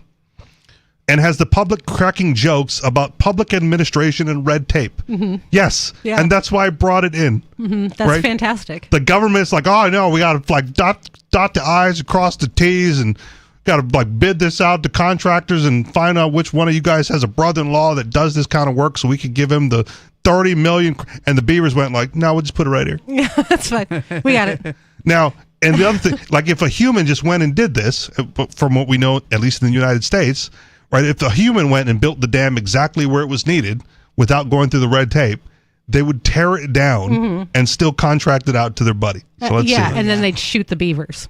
Yes, yeah. That too. We don't need your nuisance around here. Mm-hmm. The administration of the Birdie Protected Landscape Area, which had gained approval for the 30 million crown project, was dealing with red tape and seeking the respective building permits from the Vltava River Basin authorities when the dam project was completed almost overnight by a local colony of beavers. It would have taken them years. They mobilized in the dark, completed the work overnight. These are the immigrants that like people in the United States want to get rid of. Like hard work, like, wow, they just did the work. I love it. I love that I love the fact that there are beavers that are industrious enough to build a dam, and the so-called authorities like, oh, this solves our problem. Or does it? We'll find out. I will also. I don't know a lot about beavers, but I did see an article somewhere, and it said like their dam building prerogative is triggered by running water. Mm-hmm. Interesting. So if you run like water near a beaver, it will start to scramble and try to build a dam. Nice. Like that's the mechanism that triggers them. So I could just like get a bunch of beavers and start a construction company. If you need to stop the flow of water, yes. Get a hose and just run it. Yeah. Free labor. Yeah, they Nice. will build a dam to stop the flow of water. Amazing. That's the trigger in their little beaver brains. Fantastic. They could not have chosen their location better, erecting the dams on a bypass gully that was built by soldiers in the former military base years ago so as to drain the area. The revitalization project drafted by environmentalists was supposed to remedy this. Bohumil Feiser, head of the Birdie Protected Landscape Area Administration, says nature took its course and the beavers created the necessary biotope conditions practically overnight. The military forest management and the Vltava River Basin were negotiating with each other to set up the project and address issues regarding ownership of the land. The beavers beat them to it. They're like, we own it. Saving us 30 million crowns. I'm just going to use that again. Yeah, I don't know how much that translates to into freedom units. They built the dams without any project documentation and for free. Mm-hmm. No documentation. They didn't even get permits. How dare they? Which means they also didn't get paid. That's right. Look at these guys. Just doing it for the job. Mm-hmm. It's an unpaid internship. That's right. Build this dam, beaver, and maybe we'll hire you next time. Zoologist Yuri Vlitsik said the local administration was no competition for the beaver colony. Beavers are able to build a dam in 1 night, 2 nights at the most, while people have to get building permits, get the building project approved, find the money for it. But of course, a digger working on his own could build it in about a week.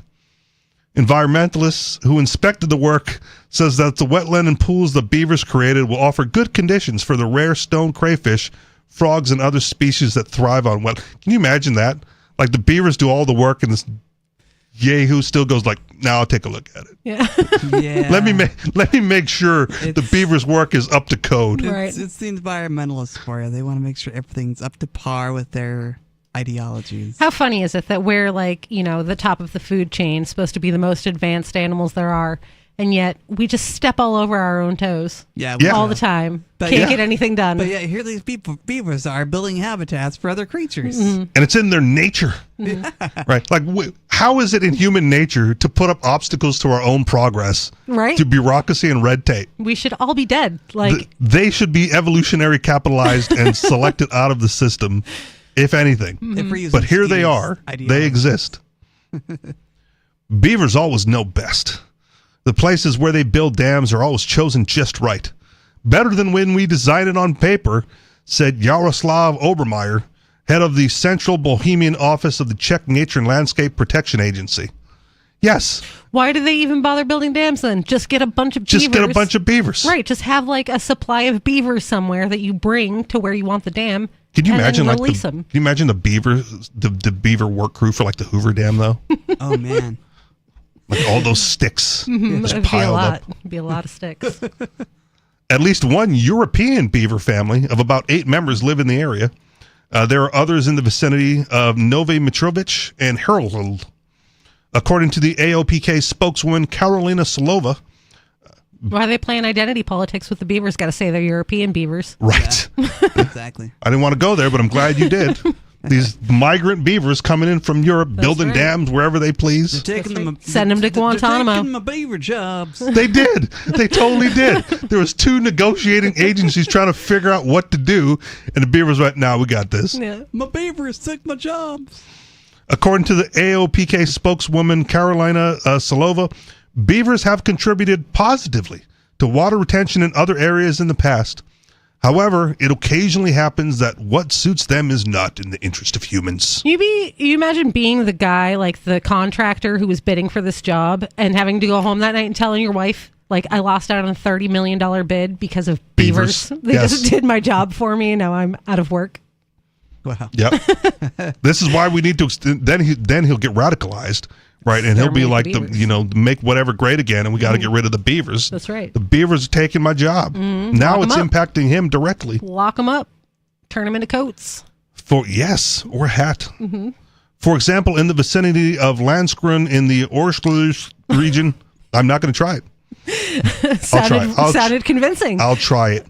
Orlacoustic region. You could have stuck with the first one. I'd never know. Yeah, no, that's Sounded why fine. I say it with confidence. And just keep going. Beavers inadvertently flooded fields and waterlogged a nearby railway line. Oh no. That's the end of the article. So yeah, so they beavers had to throw in sometimes shade at the end there, yes. like towards the beavers. Like, you think the beavers are great, right? Well, here's a bad thing they did. Yeah.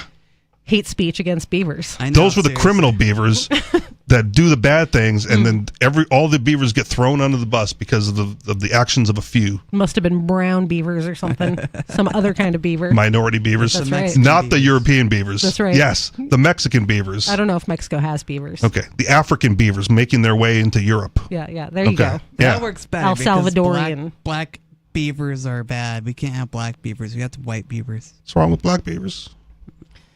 I didn't say anything was wrong with black beavers. All beavers are equal in my mind. Okay. All right. They're all fine. We do have a call. Asian beavers? I don't think they're going to talk about beavers, but maybe. Maybe. Sarah in New Mexico. Oh, yes, beavers. Hi, Sarah. Oh, what's all this interesting? Are you guys talking about beaver dams? Yes. They were, they were on the TV, the PBS. There's been some double entendres thrown in there, but generally, yes, beaver dams. Damn beavers, beaver dams. So they help the ecology? Is that what they're saying? They help serve the water or something? Not only did they help, they did it in the exact spot that the people were waiting to get permits to put a real human dam there. Yeah. Wow, that is just incredible. Yeah. In the right spot, much quicker, for much less money. For free. For free. Much less than 30 million crowns. Well, you know, I 5 pence. You know who told us to do that? It's God talks to the animals. I really believe that. I think you're thinking of Dr. Doolittle. According to the Bible, only people go to heaven. So I feel like if I was a beaver and some voice from the sky was like, hey, build a dam, I'd be like, what am I getting out of this? Why should I listen to you, sky voice? Well, you know, it's amazing. You know, the birds that migrate, how do they know to do that? It's God telling them to do all this. I mean, that is a theory. All these amazing things that. But anyways, that is a theory that is so hard to disprove or prove in any direction that you could just as well say, like, pink unicorns told them to do it. Invisible pink unicorns told them to do it, and it carries the same weight. Doesn't it just make more sense that it's like generational knowledge? Yeah, but now we got to go back to evolution, and I don't want to give credence to evolution for stuff. The evolutionary capitalism of beaver migration. Yep. Yeah, that's my new thesis under the DEI program. You're not going to get funding. But never mind then. I want to really talk about what God's telling me. I think that I to kill your son Abraham. The speeding cameras. We have 20 speeding cameras, and I've been talking to people around town, and then they accept it. I have talked to people who got speeding tickets. They're like, well, I paid it, and there is more acceptance of these speeding cameras here instead of them tearing up the tickets or fighting them off. Like the first time the red light cameras were there. So, which is amazing. And they've been beaten into submission. I find to it accept their authoritarian overlords. I find it very funny when people attribute things like this to God. Like, yes, God cares about the speeding cameras in Albuquerque, New Mexico, and not about the little kids with flies climbing on their eyeballs in Somalia that are starving to death. Sounds weird, like weird priorities, but it does. It's like Santa Claus, man, likes rich kids a lot better than poor kids. That's right. Well, you know, the thing is, I happen to live here, and I'm a pedestrian. Maybe that's why it's in my heart. It's kind of hard to fathom, like... You used to have a certification. Kids that are like 3,000 miles away. They're not up in my face, and I'm always getting killed by a car every single day. Like every single day you're getting killed by a car? How are you still alive, Sarah? God. No, I mean, it's a God's miracle. God protected me from... I have not been hit by a car, not even once in 23 years. Me neither. And it's more than 23 years. God. I got hit by a car while riding a moped. I got hit by a car when I was a little kid, but like it's been more than 23 years since then. All right. So. But I have not been hit by a car as a kid, nothing. And what's amazing, most people are also not. Yes. Most people. It's more of a miracle that I did get hit. That's right. Very more unlikely. Well, but think about, but look at the stats where I live. In New Mexico, it's 4.5 pedestrians killed for every 100,000 people. That's not that many. It's like less than 4%. So it's much more likely that you will not get hit. Like if somebody said, you want to play these odds on the lottery, you have 4 out of every 100,000 chance to hit. Just give me $50. I'd be like, I do not like those odds at all. Terrible odds. But per capita, we're the worst. We're the worst of per capita. Even that is the worst fatality rate. So yeah, and that's still not that bad. Yeah. Which is why you don't need all these red light cameras or speeding whatever's, because like it's only 4 people. Right. 4 people probably doing dumb stuff to put themselves in a situation to get hit in the first place. More than 4 people probably choked on their Big Mac at McDonald's. Oh, Big Macs are so good though. You know, they are pretty good. Did you try the chicken Big Mac, Riley, when that was a thing? I've never had the chicken Big Mac. Oh, man. Is it really good? I had it side by side with a Big Mac just because I wanted to make sure, and I think it was better than a regular Big Mac. Long time ago, I used to eat McDonald's because it's delicious. It is delicious. But now I'm old and I'm like, no, I can't eat that because I'll die.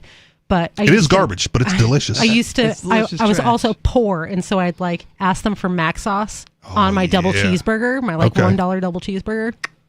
Cheater. Yeah, it was fine though. Yeah, It was the great. McDonald's stocks, they're doing great. Their food might suck, but their stocks is like what, $200 per share.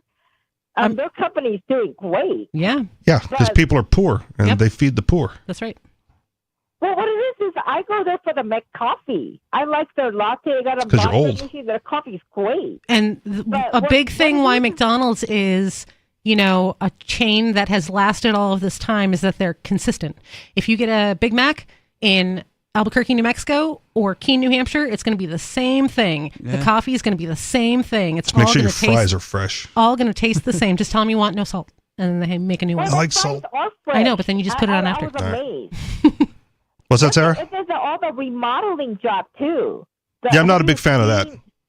I like the 80s McDonald's with the playground, Me too, with the hamburgers. Yeah. The little jail. You go Right? inside the hamburger's head. Yeah. Yeah, it was great. And like Grimace. Grimace was a taste bud. Did you know that? I didn't know. Yeah. I just thought he was a big purple guy. Yeah, it was supposed to represent a taste bud. You apparently. should go to a hospital if your taste buds look like that. Okay. They're not supposed to be purple. Something wrong. You're not breathing, choking on that Big Mac. See? Hot. What? I'm amazed. It's not their policy. Their French fries have to be really hot and just out of the basket. I mean, that's the way it's always been. I mean, They just sell so many. maybe- They don't sit. Yeah. I've definitely gotten cold fries from McDonald's before in my life. You have? Yeah. You go there during a weird time when there's not a lot of shoppers, and then you end up with cold fries. Uh-huh. And they time it with the lunch rush, right? Like that's how they pre-cook things during the busy time so that they have it ready to go. And so if you go there off hours, then you're more likely to get fresh stuff because they haven't pre-cooked it yet. So I'm just happy that we got our speeding cameras are settled in. We got 6 in the county, 20 in the city. We got more coming. And 8 we have always had in Rio Rancho speeding bans. And people are like, oh, we've always had it. It's people are just like, they're just used to it. It's like, oh, we need more. So I'm just really happy about it. So you've like had slavery. So you've People had like all their of these measures, like these speeding cameras and stuff like that. Have pedestrian deaths gone down? I think I don't know what the last year's stat is, but I think our high fatality crashes did go down or something like that. I would just get rid of all the speed cameras and start a prayer group. So I Right? don't know. Thoughts and prayers. So I just been, If God is going to protect Sarah, he can protect everybody else. You don't need all the You don't need cameras. speeding cameras. God's got us all. You know what's safer than all of these lights is when you have no lights at four-way stops. Because everyone slows down. Everyone slows down and takes responsibility because they don't trust anybody else. But Yep. when you have lights, they put false trust in the lights, and then they end up in an accident. I like four-way stop signs because then I can just blow right through it. Because the other two people are going to Hey, stop. how about this? I feel like God is telling me to ask people every day to call the mayor to put more speeding cameras. How do you Do know you it's think God that's God's asking will? you? I think that's Satan. I feel like I think you're being fooled by the devil. I find it funny when people say God's telling me, and it just happens to line up with what they want to do. Yeah. It's funny, huh? That's why Funny how that works. I'm convinced. Wait, what's that, God? He's saying that that's Satan, Sarah. I'm sorry. I just looked into Riley's hat. Do you guys feel that God is telling you to do something like doing No. this show? No. Isn't that like God's will? I mean, how do you feel about it? It got a calling to do this show. Right? How do you not see the discourse between the two beliefs that God gave you free will and that God's telling you to do things? It's a mild suggestion. Well, I mean, I think your show. Hey, Laura, you is like really an want to do asset, that, don't and you? Definitely, Right. God Brainwashing. allowed it. Okay, the thing is that you all of you guys doing the show have a free will. Mhm. If you think that this was not something positive, you would not waste your time sit there and talking to people. You're wasting 3 hours of your life or whatever Saturday. Yeah, we don't think of it as a waste of time, though. Right. But we also don't do everything positive, right? We just, like, I ate a McDonald's, right? That was not a positive. It was delicious and it was I garbage. ate beef brisket tonight. Probably not the best thing I could eat for myself, but Pizza. I like it. Yeah, I had pizza the other night, too. So, I think your show is God approved. You're using your free will. The Lord is not making you do these shows. you voluntarily show up and talk to people and so that. But you believe that this is no. calling from I God. may believe that it's a calling, why are you but doing it? Riley might. I don't. But is it a calling from God for you, though, Riley? I don't consider it. Well, it depends on how you want to define God. If you want to Sarah's God. No, it's not from Sarah's God. I believe that God is like a force calling you to do the best things you can do in your life, and if you want to listen to the force or whatever, then great. But if you want to just live as a welfare slave, then that's not God telling you to do anything. That's Satan. I feel like if there's a God, if a God exists, he does not care at all about any of us. And I am a cult leader, and one of the founding principles of my cult is that the individual is the highest power in their own life. Nice. So I like that. Right. You got 2 new members. Thank you. Yeah. Join the Facebook page. Okay. But yeah, and so that's, so if you're the highest power in your own life, then you're responsible for all your own actions. Yep. Right. And if you have a calling to do something, it's internal from you. That's correct. And does not have to exude beyond that into anybody else. I agree with you 100%. Hey, but what you think that you're called to do is actually inspiration from God. No, it's inspiration from within. Not every single person believes in God, right? Like me, the cult leader. Well, the human trafficking center by Dream Center. I was praying for a whole year that somebody would start a center like that, and then a year and a half later, this Shirley Rep. We know my friends know her. She was a social worker that. She started that organization, but it was from my prayers. Why don't you pray for no more human trafficking instead? There's a whole bunch of people, especially today during the big game, that are praying for their team to win. Yeah. And half of them are going to be disappointed. The other half are going to be like, God did it. Right. The winners are going to thank God, and the losers are just going to be disappointed. But you could just pray for no more human trafficking, and then you wouldn't have to build a center for it. But when God doesn't fulfill that desire, that's right. Who's going to take the responsibility?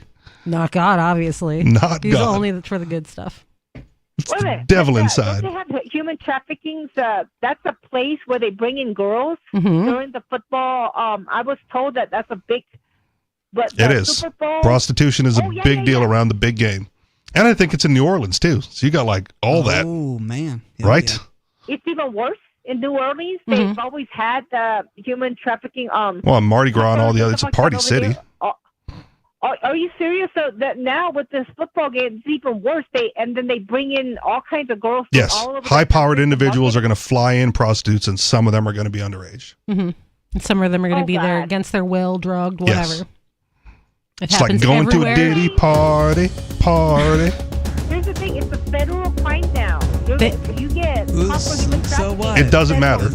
Thank you for the call, Sarah. Thoughts and prayers. I feel like it's been a federal crime. Isn't that always like human trafficking? I can't imagine it not being a crime on some level. Right. 603-283-6160. If you know about an instance of human trafficking being A-OK with the government, let us know.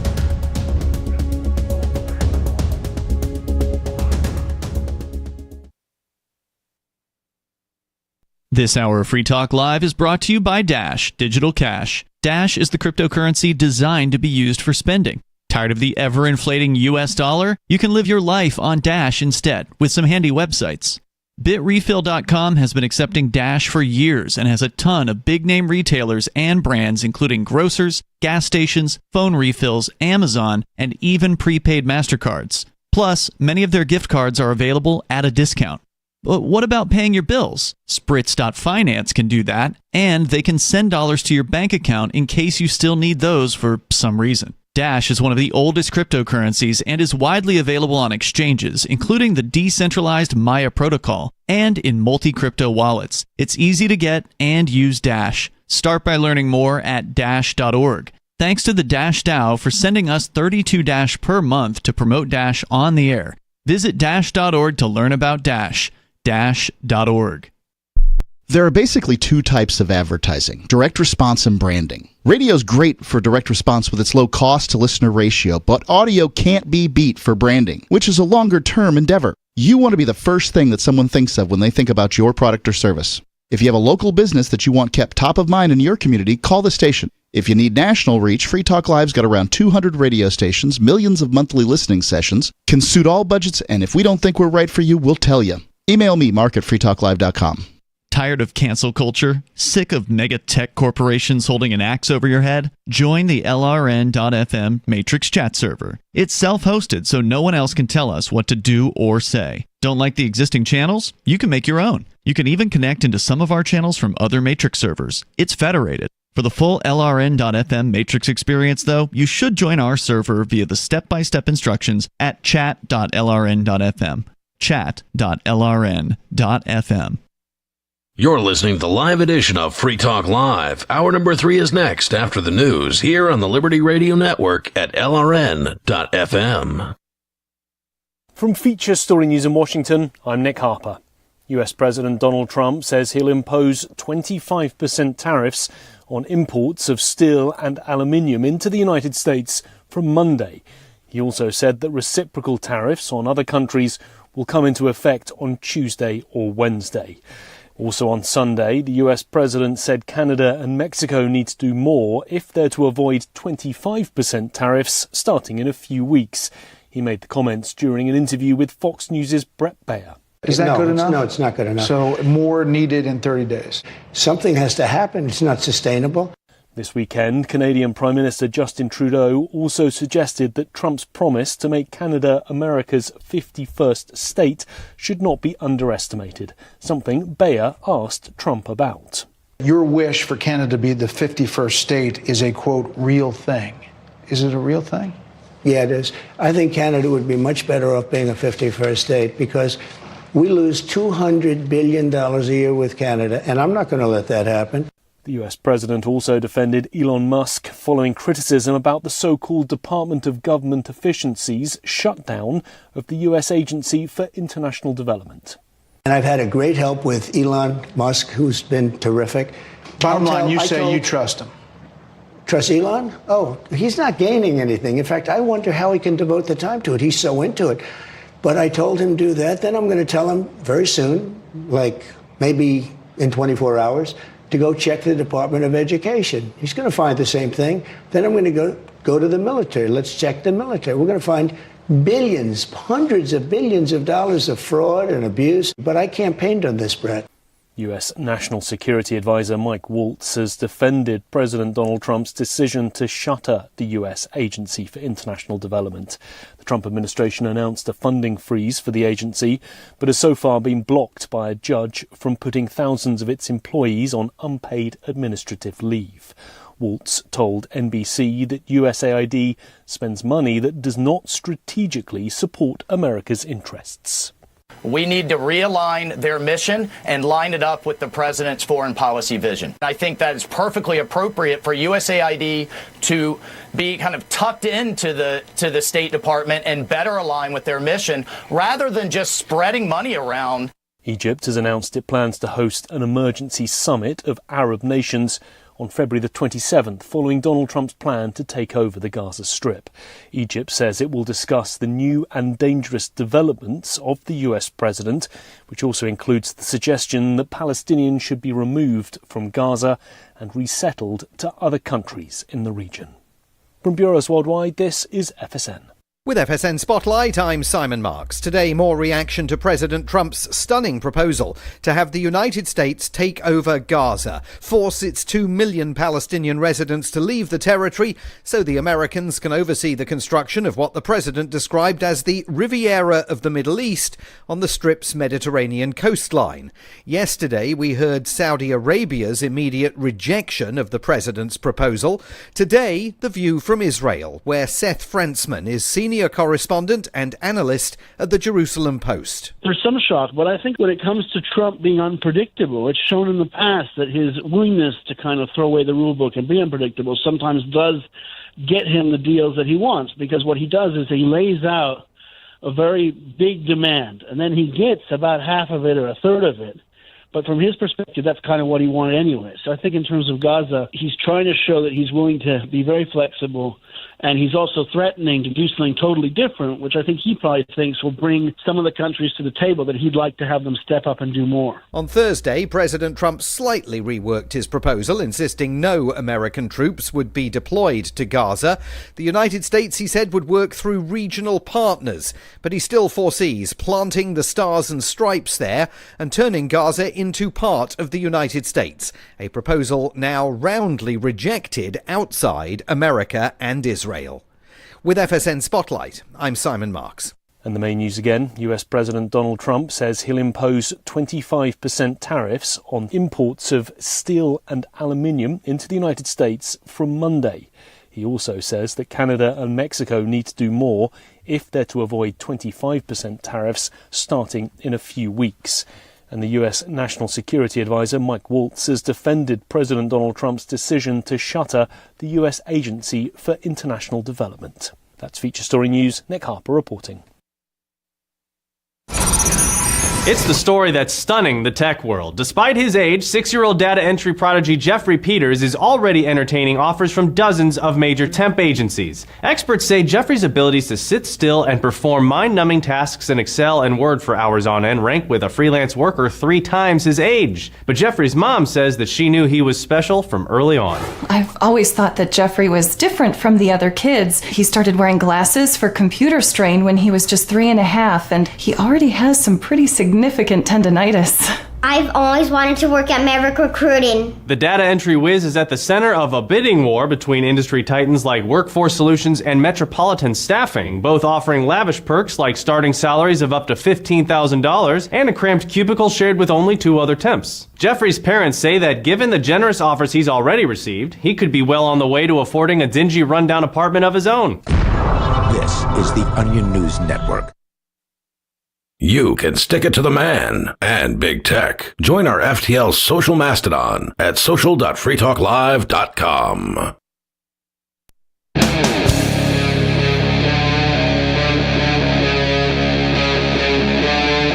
Free Talk Live.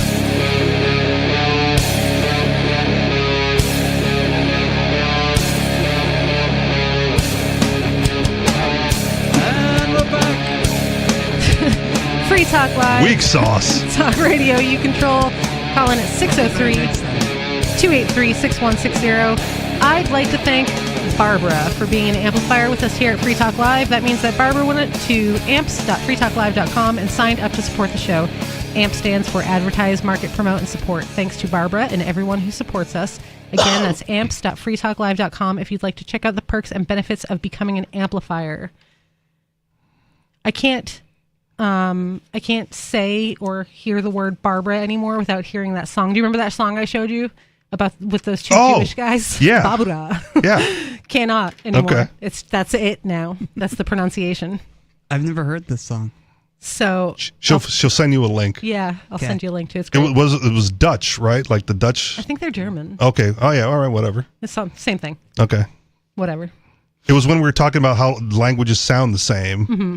and if you heard certain words from a certain language or sentences, you could get the gist of it even if you don't speak the language. It was German because then we were Okay. talking about how like a hospital's Krankenhaus and stuff like that. Yeah, it was very catchy for German. Yes, it was fun. The only other German song I know is like Du hast. Yeah, that's the only one. Now it's That's that it. one. Yep. So this is a story brought in by Riley. Oh, wait, first, today is Richie's Free Talk Live anniversary. That is true. Yes. He's been on the show for 6 years now today. Yes. I mark it on the big game. My first show was like the big game 2019. And so anytime I'm here on the big game, and I've been on all of them, like I haven't missed one since then. Oh, nice. On my Free Talk Live anniversary. So yeah. It's never on your off Sunday. Well, this particular month I chose my off Sunday and I chose to be here today for this. But yeah. It worked out. It did work out. So the picking the schedules worked out this time for you because Yes. Oh yeah. And I will always try to pick it, as long as we're doing it that way. Mhm. But yeah. So It's an easy way to mark it. happy anniversary. Thank you. You're welcome. 6 years is a good long time to be on Free Talk Live. Yes. Yeah. Some people don't even have relationships that long. True. Guilty. Oh. It's the longest I've had a job. Like I've never had an employer longer than that. Wow. I'm trying to think if I have. I don't think so. I think it was like 6 years was the limit. Okay. I think my limit was 4. Now, the job previous to the current job I have now, like I would have stayed a lot longer. Like I had no intention on leaving that job, and I was doing well enough to not get fired from that job. But then the owner had like a crisis of conscience and sold the company, and they decided not to retain me. So, but other jobs I've quit or been fired or got into it with whomever for them being an a-hole. And did they fire you for non-binary Latinx, whatever? I have no idea who they hired after me, but I guarantee you they weren't as good. I believe it. So I've got this story here from that Riley brought in from marijuanamoment.net, which is a reputable news source. That's right. I wasn't sure if you were going to take it. Trump's White House budget director says marijuana is a gateway drug and push to roll back state legislation. Everything is reductive and cyclical. Okay. We've already done this. Yes. I don't know if you can put the cat back in the bag on this. I don't think so either. I think a lot of people are going to be pushing back and realizing that, the federal government has gone too far once again to step on states' rights to say, hey, we actually think it's a good idea to criminalize or legalize marijuana. How dare you interfere in our process? I feel like way too many people smoke weed now that it would be impossible to enforce because people would just be like, okay, and just do it anyway. Well, it's already illegal on the federal level. What are they going to do? Right. Right. Well, they did. Well, they used to raid dispensaries. Yeah, they want to stop the states from doing it. Well, it's too late now. I don't think it's going to work. Yeah. Utah's probably so happy right now about that. They should just take it off the schedule and, again, leave it back up to the states. Yeah. Right. Well, like many things. Utah has medical marijuana actually right now. Oh, finally. Yeah, that's crazy. It's about time. Not enough. But it doesn't go far enough, in my opinion, either. I think it should be completely decriminalized all the way. I agree. And the best argument for that from the federal level is like they needed amendments to criminalize and then decriminalize alcohol. Right? Like we have amendments for that, in the Prohibition era, and somehow they bypassed all that with all the other drugs. Right? Like alcohol, you need an amendment to the Constitution to like give the federal government the prerogative to do anything about it. And look how well it worked. But every other drug, right? Like they can ban. Executive order to ban. Yep. Marijuana, cocaine, heroin, right? Everything like, oh, this is a scheduled drug. Well, what's the schedule for alcohol? Because it's bad too. Right. Yeah. Right. One of the worst ones. Maybe I should go home and smoke some marijuana in defiance of this whole idea. And the Colombian president recently said something to the effect of like cocaine is just as bad as alcohol. It just has a bad stigma because the West, the United States, controls how the public views these things. I think he said alcohol's worse. Okay, even worse, even better. He said alcohol is worse and more harmful than cocaine. And he might be right. He might be right. But the point is like the stigma comes from the West criminalizing, the South American drug of choice, cocaine, right? But being perfectly okay with worse alcohol, and because they tried prohibition and it didn't work and made things worse. They use many drugs as actual medical necessities for surgeries and things like that. But you know what they don't use is alcohol. Yeah, let's sterilize the equipment. Oh yeah, but that's a different kind of alcohol. Okay. I'm pretty sure you'll die if you drink that one. Okay. They use like it's not pure grain potatoes. It's vodka. Ethanol. Okay. I believe. I might be wrong. Isopropyl? I might be wrong. I think it's isopropyl. Maybe. One of them. A bad one. Okay. The blinding kind. All right. Everclear. Yeah. Depending on how much you drink, any of them, I guess. They'll all kill you temporarily. But can you get drunk off isopropyl? I think you get really drunk and then die. Okay. How come that one has a percentage, but the drinkable alcohol is proofs? Oh, I used to know the answer to that, but I don't know anymore. 70% isopropyl? Oh, God, this is 140 proof. I used to know the answer to why it was different and what proofs were about, but I don't know anymore, so I don't have the answer for you.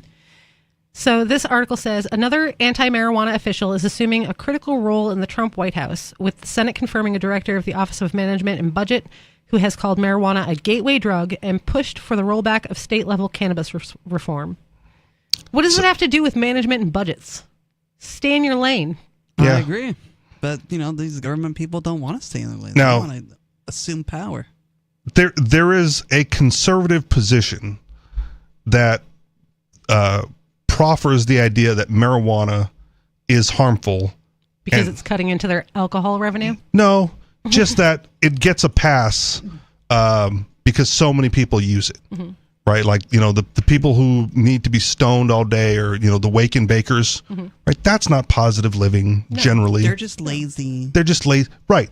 But, it's not addictive, but if they don't have it in the morning, they're kind of grouchy. Like the people need their coffee in the morning or whatever night. I'd argue that everything is harmful. Like so many things that we interact with on a daily basis are harmful. I get it. But somehow weed gets a pass. So does sugar. Whereas other things don't necessarily get a pass. Sugar's worse for you than weed. Okay. I'm not disputing that, but sugar's not considered a drug on the schedule. It's a drug of choice for a lot of people. Okay. A lot of people use sugar as their comfort drug. Better than high fructose corn syrup? Like, I'm sad, I'm going to go eat a whole tub of Ben & Jerry's. Yeah. Okay. So. Boycott that lefty ice cream. That's right. Americone Dream is my favorite. They got rid of my favorite. Which is? It was not Everything But the Sink. It was another one like that. It had potato chips in it, and I can't remember the name of it. Potato chips? Yeah, chocolate-covered potato chips. Man. It was so good. It was like salty, sweet, had caramel. That sounds interesting. I would love to try a bite, but I don't know if I'd buy myself a carton. I'll have to look it up because I forgot. Ben & Jerry's used to have like free ice cream cone day, and you could like stand in line as much as you want. Really? That was like the only rule was you had to go to the back of the line. I'm like, I'm standing, I'm like thinking like, which one should I try? And like, you can try as many as you want. I'm like, really? Like, you just got to go back in line. So I went down on my lunch break and stood in line like 3 times and then took one to go.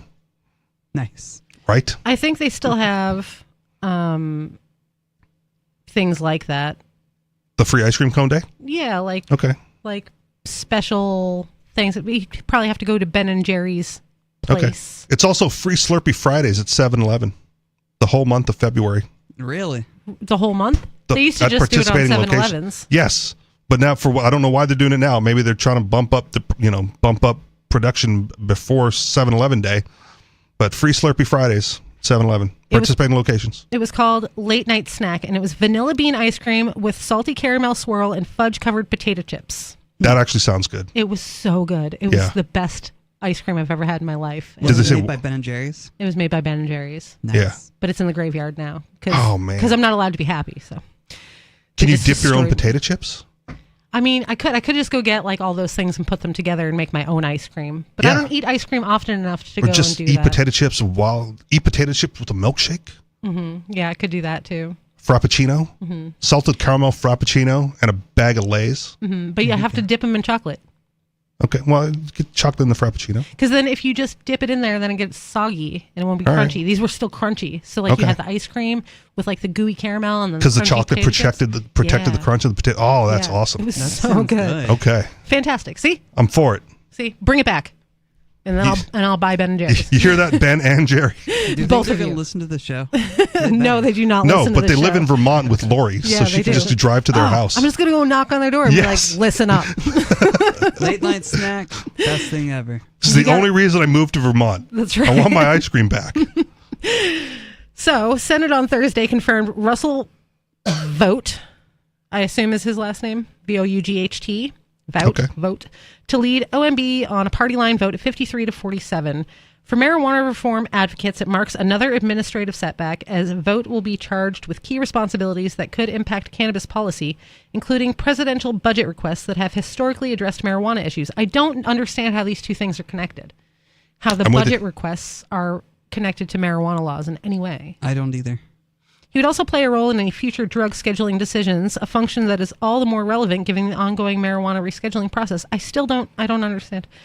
So this is just the conservative versus the liberal thing, right? Like now that Trump is president, you're not going to get much passed for marijuana legalization, right? Which you should, right? Freedom. But this is one of those things where the libertarians are going to like, hey, dude, you got this one wrong. Like, you got to figure this out. The thing that makes me mad is drugs are good. All these people do drugs. You know they do. They all do They drugs. They're politicians. They get the free People with money. drugs. You got money, you're probably doing drugs. I'm not disagreeing with you. I cannot picture Trump doing like hard drugs because he Marijuana's does. not a hard drug, though. I get it, but like he's like the Diet Coke guy I bet and the McDonald's guy. I bet he'd go for like a pot brownie. You probably would, but And then he'd sit around and be like, hey, I'm so funny, and laugh at his own jokes and stuff. Hey, you come in here. You fired. Exactly. Yeah, right. That would exactly be how it goes. Yes. I got an idea for a new TV show. Guess what it is? You're fired. You're fired. Right. Yeah. And like he'd watch like woke people breaking down over his policies and laugh to himself. Yeah, he would. That's what I picture. He would be a pot brownie guy. Someone turn on Judge Judy. Mm-hmm. Judge Judy. She's a mean lady. Anyway, I would be if somebody was like, "Hey, let's go litigate this in the People's Court with Judge Judy," I'd be like, "Absolutely not." Trump should nominate Judge Judy to the Supreme Court. Yeah, Wouldn't that shake things up? That'd be crazy. Man, that'd be hilarious. She's got to be like 112 by now, though. Okay. She's a really old lady. Well, never mind then. I don't know how old she really is. Okay. Pack the court with just Judge Judy and Judge Joe Mathis. Brown. Let's get all these TV judges. That'd be amazing. Then they can broadcast everything that the Supreme Court does. I mean, we might as well. Everything's stupid already. Might as well just take it to the extreme. Clown show extraordinaire. That's right. Man, it would be so funny and so terrible all at the same time. Yep. I'm for it. I'm for it too. Let's do it. Let's do it. Let's do it right now. If this is the timeline we have to exist in, we got to make it fun. Let's make it entertaining and chaotic. That's right. It already is. It already is. Yes. Let's make it more entertaining and chaotic. That's right. We have a cultural complacency in the country as to whether it's good to be using drugs, he said during an appearance on C-SPAN in 2022, calling marijuana a gateway drug to other serious drugs. Wasn't this debunked like in 1995? It's been debunked so many times. The gateway but people drug still believe thing. this stupid propaganda. It's a gateway drug to more marijuana. Right. Because it's addictive, regardless of how like chemically addictive they say it is. Right. It's a gateway It's there. drug to like dabbing. Whatever. It's just more marijuana in a different way. You get your edibles, again, the wake and bakers, right? Like that's a thing. There are people that need it to get their day started. When I was in college, I had a friend who was like always stoned. Like that was his baseline, right? And that was it. He was just, wherever we went, whatever we did, he had to be stoned first. But he was normal when he was stoned. Yes, and I then know people like that. He was not good when he wasn't. Yeah. And I have an uncle who like did his job for so long stoned, and he was high up in like the electric company in Hawaii. Like he was the top guy on his island. And then they went, "Hey, you know what? We're going to start drug testing." And so he stopped going to work stoned and didn't know how to do his job. Like just forgot it, just didn't know how to. He only knew how to do it stoned. Oh no! And so he retired. Like I can't do this sober. I quit. Yeah. So, You just gotta start your own business at that point. or retire. Yeah. It's a government job or the Retire, electric company job or whatever it was. But yeah, can't do it. So there is a level of addiction, functional addiction there.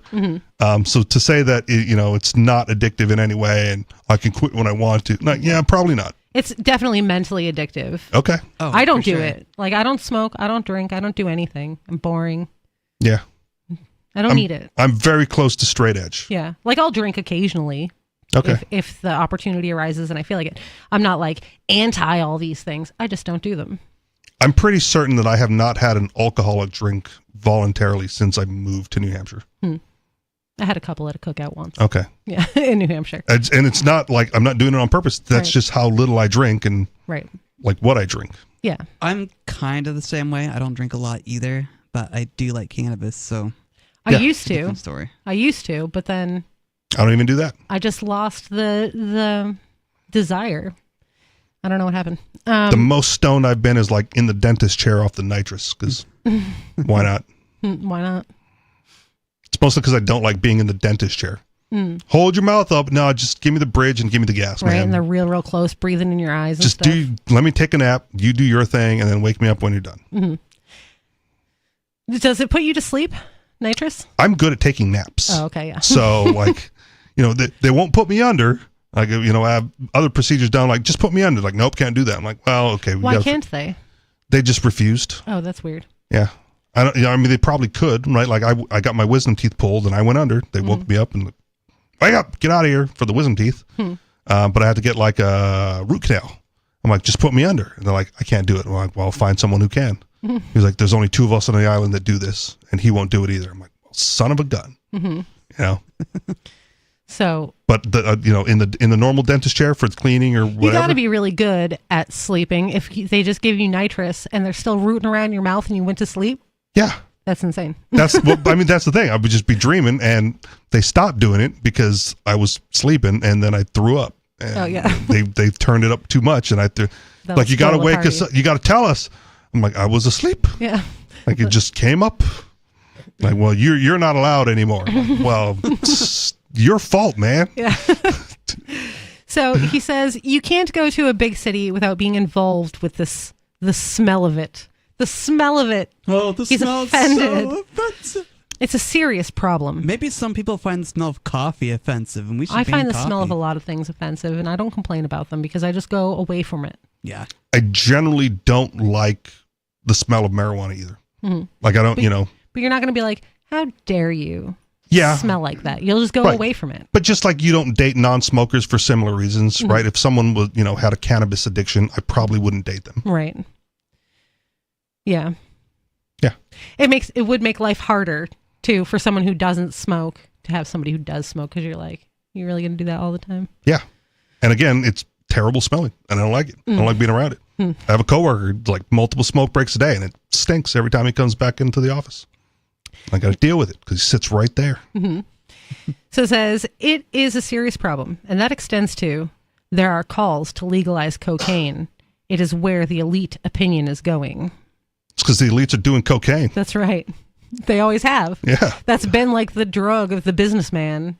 I do cocaine. I don't smoke crack. Yeah. Crack is for the poors. Crack is whack. Whitney Houston. I would never do crack. That's right. Yeah. I would never do that garbage. And I then, only do cocaine. And then you find out she was smoking crack. Come to find out. Yeah, a lot of it. Also in 2022, the official also directed a social media post at the governor of Virginia arguing that the administration should be rolling back marijuana legislation. Or rolling it up. That the legislature passed the prior year. Gotta roll it up. To simply allow for possession and home cultivation by adults.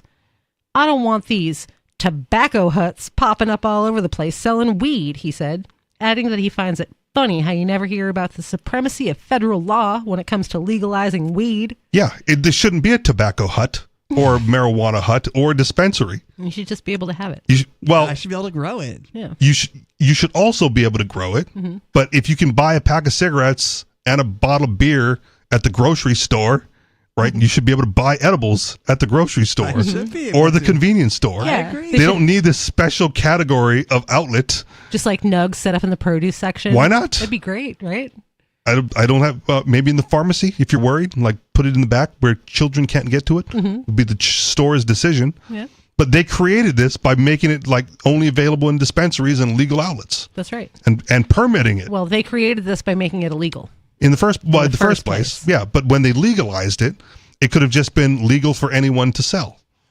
But they didn't. They're like, oh, you got to get a special permit, and we're only going to allow certain of these pop-up shops in certain geographical areas. And like, that's why you have dispensaries. And the rules are so silly. Things like, oh, you can only buy 2 ounces at a time. Whatever. Like the people who made that don't know what 2 ounces is, because that's a lot. That's a lot. More than any person needs to smoke in any allotted amount of time before they go back to the store. It seems like these government people treat cannabis with such kid gloves, like it's so absolutely abhorrently dangerous, and we got to make sure we lock it behind cabinets. But, alcohol can be sold in the store.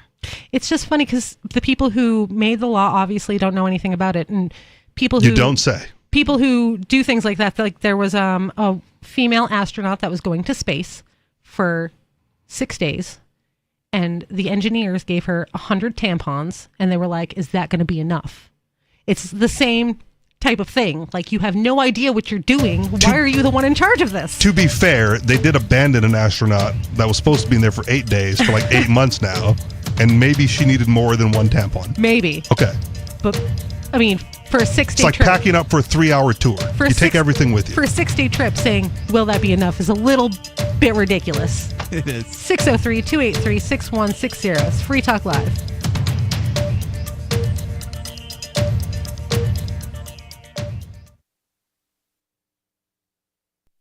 On Free Talk Live, we're bringing people to the ideas of liberty every day. From wrestling superstars like Glenn Jacobs. You guys really are having an impact, I believe. Like I said, a lot of where I am now is due to listening to Free Talk Live. You changed my mind on some very important issues years ago. To random people tuning in on the radio.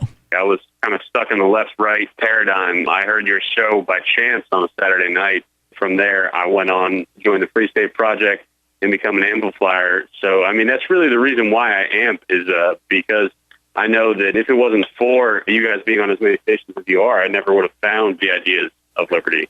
You can help more people hear the message of liberty by joining Free Talk Live's AMPS program on Patreon for as little as $5 a month. And you'll get access to special perks. Visit amps.freetalklive.com, amps.freetalklive.com. From Feature Story News in Washington, I'm Nick Harper. US President Donald Trump says he'll impose 25% tariffs on imports of steel and aluminium into the United States from Monday. He also said that reciprocal tariffs on other countries will come into effect on Tuesday or Wednesday. Also on Sunday, the US President said Canada and Mexico need to do more if they're to avoid 25% tariffs starting in a few weeks. He made the comments during an interview with Fox News' Brett Baer. Is that good enough? No, it's not good enough. So more needed in 30 days. Something has to happen. It's not sustainable. This weekend, Canadian Prime Minister Justin Trudeau also suggested that Trump's promise to make Canada America's 51st state should not be underestimated, something Baer asked Trump about. Your wish for Canada to be the 51st state is a, quote, real thing. Is it a real thing? Yeah, it is. I think Canada would be much better off being a 51st state because we lose $200 billion a year with Canada, and I'm not going to let that happen. The US President also defended Elon Musk following criticism about the so-called Department of Government Efficiency's shutdown of the US Agency for International Development. And I've had a great help with Elon Musk, who's been terrific. Bottom line, you say you trust him. Trust Elon? Oh, he's not gaining anything. In fact, I wonder how he can devote the time to it. He's so into it. But I told him do that. Then I'm going to tell him very soon, like maybe in 24 hours, to go check the Department of Education. He's going to find the same thing. Then I'm going to go to the military. Let's check the military. We're going to find billions, hundreds of billions of dollars of fraud and abuse. But I campaigned on this, Brett. US National Security Advisor Mike Waltz has defended President Donald Trump's decision to shutter the US Agency for International Development. The Trump administration announced a funding freeze for the agency, but has so far been blocked by a judge from putting thousands of its employees on unpaid administrative leave. Waltz told NBC that USAID spends money that does not strategically support America's interests. We need to realign their mission and line it up with the president's foreign policy vision. I think that is perfectly appropriate for USAID to be kind of tucked into the State Department and better align with their mission rather than just spreading money around. Egypt has announced it plans to host an emergency summit of Arab nations on February the 27th, following Donald Trump's plan to take over the Gaza Strip. Egypt says it will discuss the new and dangerous developments of the US president, which also includes the suggestion that Palestinians should be removed from Gaza and resettled to other countries in the region. From bureaus worldwide, this is FSN. Don't miss a moment of Free Talk Live. Get our archives daily via our podcast at feeds.freetalklive.com.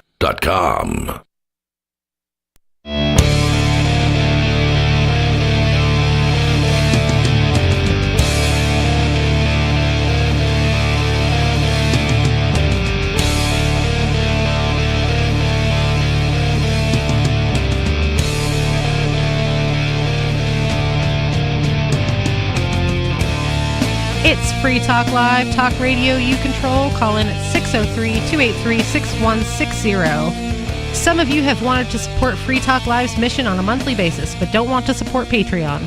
Now we have an alternative that also helps our premier streaming platform, Odyssey. Visit video.freetalklive.com and click join at the top of the channel. You can subscribe for $5 per month, and unlike other subscription services, Odyssey adds their processing fee on top, so it will cost a little over $5 per month, but Free Talk Live will receive the entire amount you pledged. Higher donation tiers are available if you're feeling so inspired. You will get a special membership badge that is visible in the Odyssey chat room, and if we get enough supporters, we may enable members-only chat, which I believe is the case right now. There should be a $6.34 tier. Why? Because that's the score of the Super Bowl. This new subscription method is a great way to decentralize our direct listener support away from just Patreon and also support a libertarian-run business, Odyssey. I did. I told you. I tried to weave it in there surreptitiously. Is that so people who are working and can't watch the Super Bowl can catch up on the game? That's because I would like to spoil it for those people who choose to listen to this show. And then try to go back and watch it. Well, because they don't know what I'm referring to unless I put on the spot to answer silly questions, Lori. Sorry. That's what I'm good at. So please visit video.freetalklive.com and click join to subscribe to our Odyssey channel and help support spreading our message around the planet. Visit video.freetalklive.com and click join today. Video.freetalklive.com. So in the studio is Lori, Riley, and Richie Rich. And we already have a call. Already? Already. Man. He's been on there since break, so I should probably answer. Yeah, probably. It's Maybe. David in New Mexico. Hi, David. Hey, yeah, I had for dinner night. I had that beaver, that Asian soup, Asian that, beaver. No. I do have some damn beaver wood. All right. Yeah. What did you have? You've got wood for the Asian beaver. Yeah, some damn beaver wood right here. Big. I'm glad there's not a camera on you. Pardon? So I'm glad there's not a camera on you. You'd have to. Well, no, it's a bad thing, man. I make money that way. David sells his feet pics. Oh. Yeah. Now we know. Yeah. Hey, now we know the Speedo slippers. App? There's actually an app called Feet Pics or something like that. I didn't know because I would never search up such a thing. I don't want anyone's feet pics. It just popped up in front of me like this. It's the algorithm. The algorithm knew that you'd be into that. Speaking of that, 2 hours ago, I signed up for Substack, and I filled out the little thing, and of all your interests, like you want to get, you're interested in this, and this. And you clicked feet. No, different topic. This was boobs. Oh, okay. This was boobs. Okay. So while you're mentioning Substack, this is going to be a serious comment. Go find the Liberty Conspiracy Substack and sign up for that one, because that's how you get Gardner Goldsmith's podcast. I will do that. I already have him on Rumble. Even better. There you go. So I was looking at boobs apparently. Apparently. No, actually, You weren't sure. Well, I mean, when do I not look at boobs? Okay, if there's boobs, I'm gonna look. Okay. Okay. All right. He's a guy. We do that sort of thing. Do you, Riley? No, I actually don't. Riley, for my YouTube entertainment, when Riley goes out to smoke a J like he does every break and comes back inside, you need to like every time put his mic in a different position, because it's like really entertaining to watch him try to find it, especially after he went out and smoked the doobie. Riley has the added advantage of being like, I need to feel to see you. Yes. So can't get away with that. Yeah, right. Movies. Yeah. Hey, Riley, have you ever taken an anatomy class at the blind school? No, I actually never went to a blind school. Oh, well, damn, you should have, because those anatomy classes got to be a hoot, man. They probably should be. He noticed, just so you know, David, I moved his microphone like 1 inch from where I'm sitting, and he immediately grabbed for it. So, I don't think we can get away with this. Well, that's because he knows you. You got to be more creative. You can't. See, these blind people, they not only do they have a better sense of smell and hearing, their other senses and awarenesses are heightened too. So you got to be like really clever, more than if you were not trying to trick a non-blind guy. Okay. I don't think I could get away with this with a non-blind guy. They would see it coming. You would think. It'd be really fast when they blink. Although I did, when I was a kid, I was faster. I stole one of my sister's friends. We were camping, and we were roasting marshmallows. Yes. And she like waved her marshmallow stick at me, and I grabbed it and bit the marshmallow off of it and like let the stick go. And she didn't even realize that I was now eating her marshmallow. No. She went to like roast it. She's like, "Where'd the marshmallow go?" I have no idea. Must have fell off. Wasn't me. So you were looking at boobies. Well, that's a given, okay. But so what happened? What happened is, and I'm sure this is what it was, okay. So just like the Feet Pics app somehow popped up in front of me. Somehow. I was the algorithm. I had to, for the first time ever, like twice in the last, twice just while your show was going on in the last like hour and a half. This app advertisement for an app, breastfeeding tracker popped up in front of me, and I'm like, what the hell?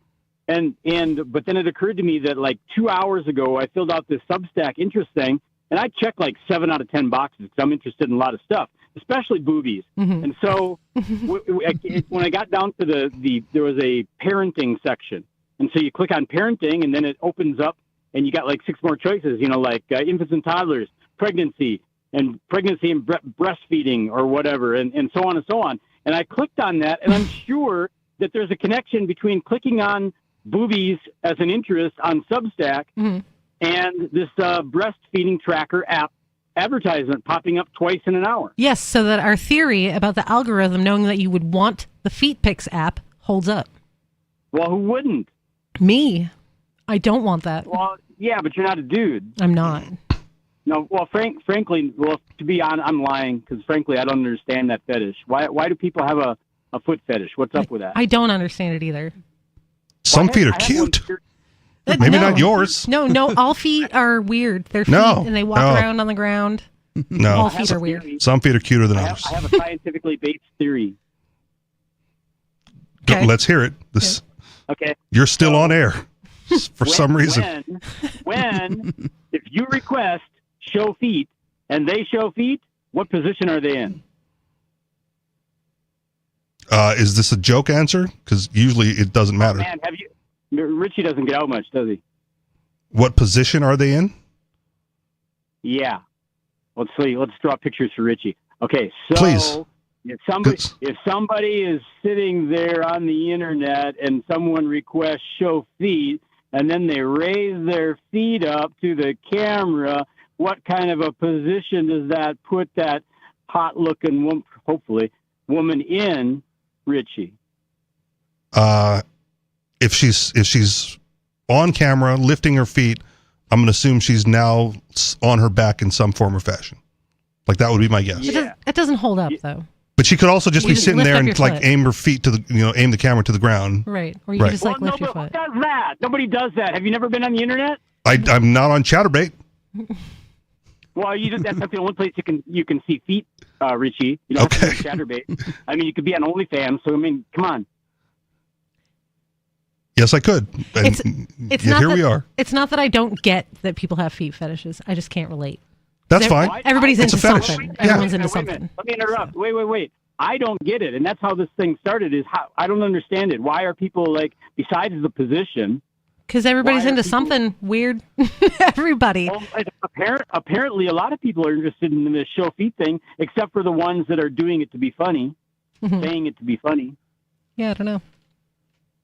Okay, well, never mind. Common one. I've got a thing for cute feet. If your feet are cute, like I'm all about it.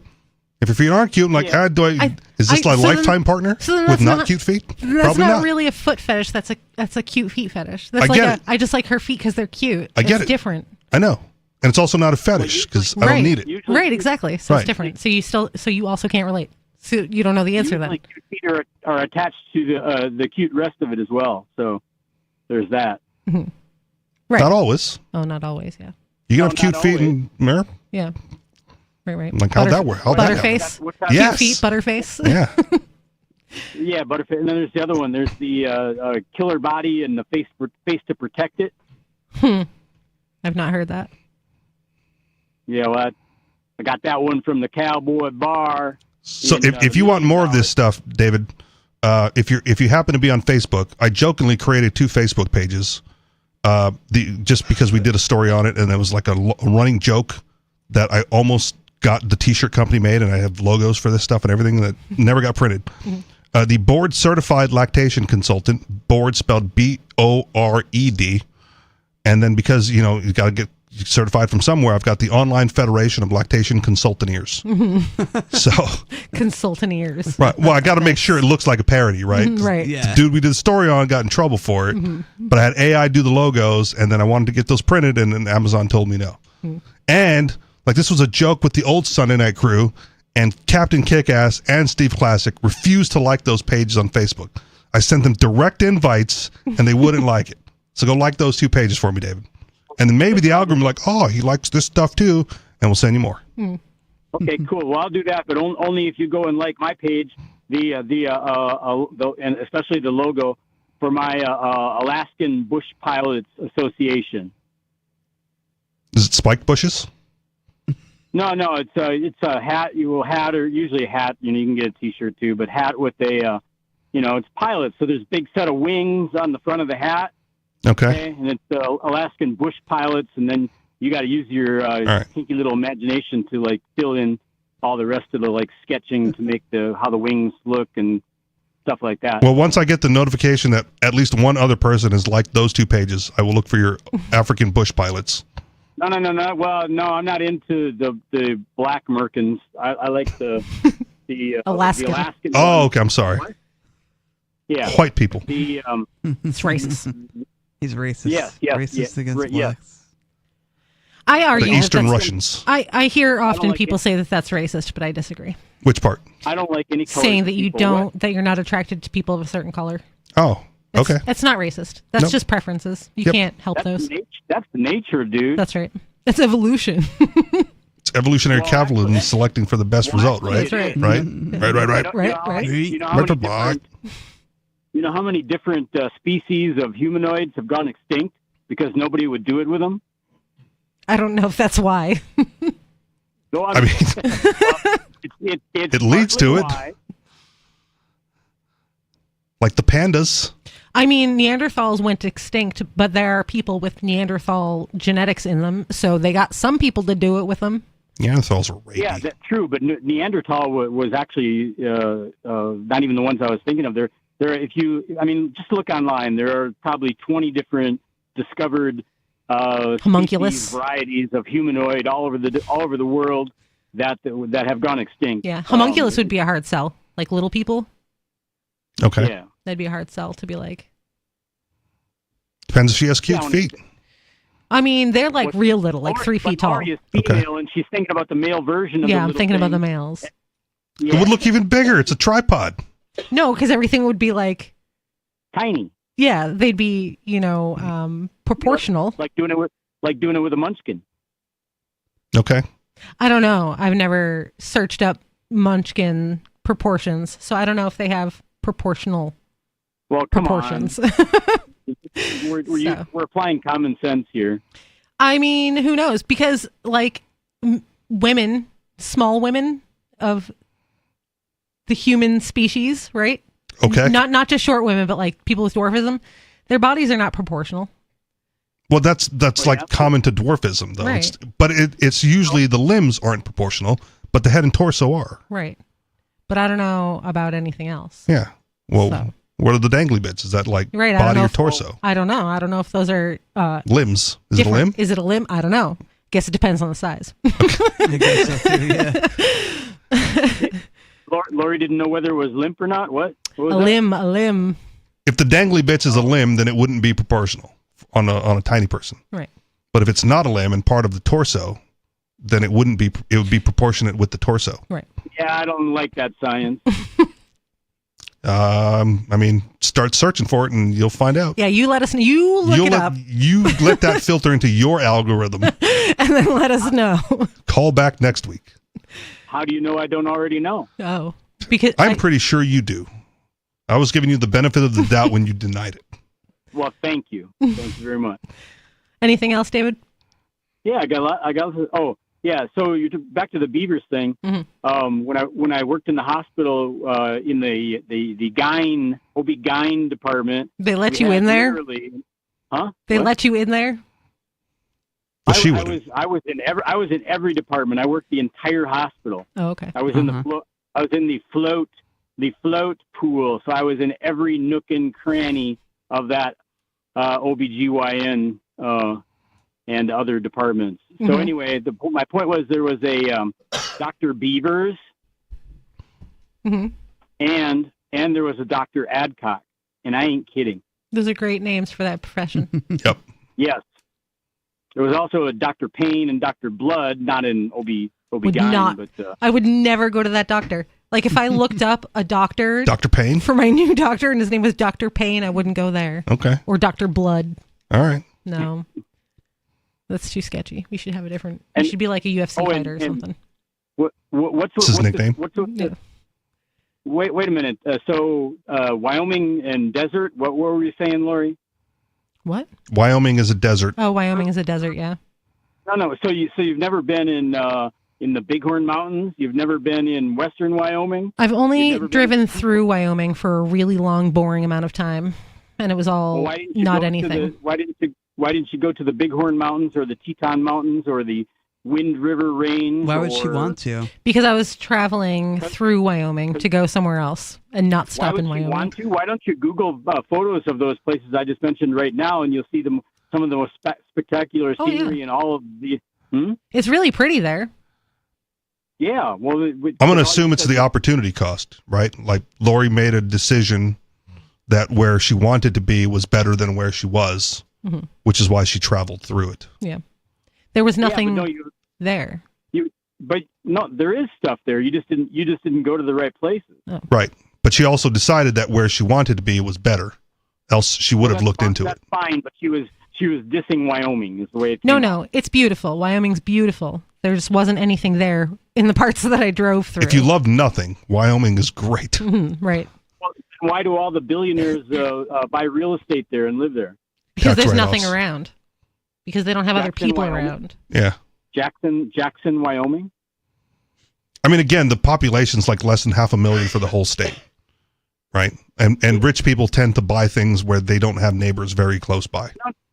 They're right next door to each other. They're back to back to back to back to back. Google a picture of Jackson, Wyoming, and search for the Tommy Lee has a house there. Harrison Ford has a house there. The Queen Noor of Jordan has a house there. Is it desert there? No, it's Jackson, Wyoming. Google Jackson, Wyoming. Google Grand Teton. If I had to guess, then it's probably because there's no one else there, and so they're not getting harped on by paparazzi. It's because the poors can't live there.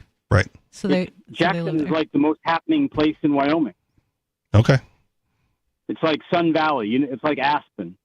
I think you're answering your own question then. Like that's why they're there. But it's not Hollywood, and it's not parties. I'm trying to educate you guys because you didn't know why they were there. Well, thanks. I'm still not going to Wyoming. I'm also not. And they don't have enough. What's with that? Huh? They don't have enough greenery, like trees and. No. You got it completely wrong. Jackson is greener than where you're at. Okay. Is it? Yeah. And what's with the anti-Semitism, Lori? I mean, New Hampshire's the granite state, so there's just what rocks and apples. anti-Semitism did I say? You were dissing Judge Judy. Judge Judy, yeah. Yeah. Nice. You can't do that. That's anti-Semitism, and they got organizations that will stop you from continuing that. Yeah, the ADL. She just referenced it earlier. Mm-hmm. The Anti-Defamation League, who said that Elon was totally fine and cool. Which is bizarre. They got him. They got him. They got him. They What do you mean they got him. Elon Musk gave like 2 Nazi salutes, right? Like on camera, almost darn near irrefutable. And the one organization who went like, we got to get rid of the Nazis, was like, no, totally cool, bro. Yeah, it was fine. You know that salute was actually the original salute that went, instead of putting your hand on your heart for the Pledge of Allegiance, yes, you did that salute.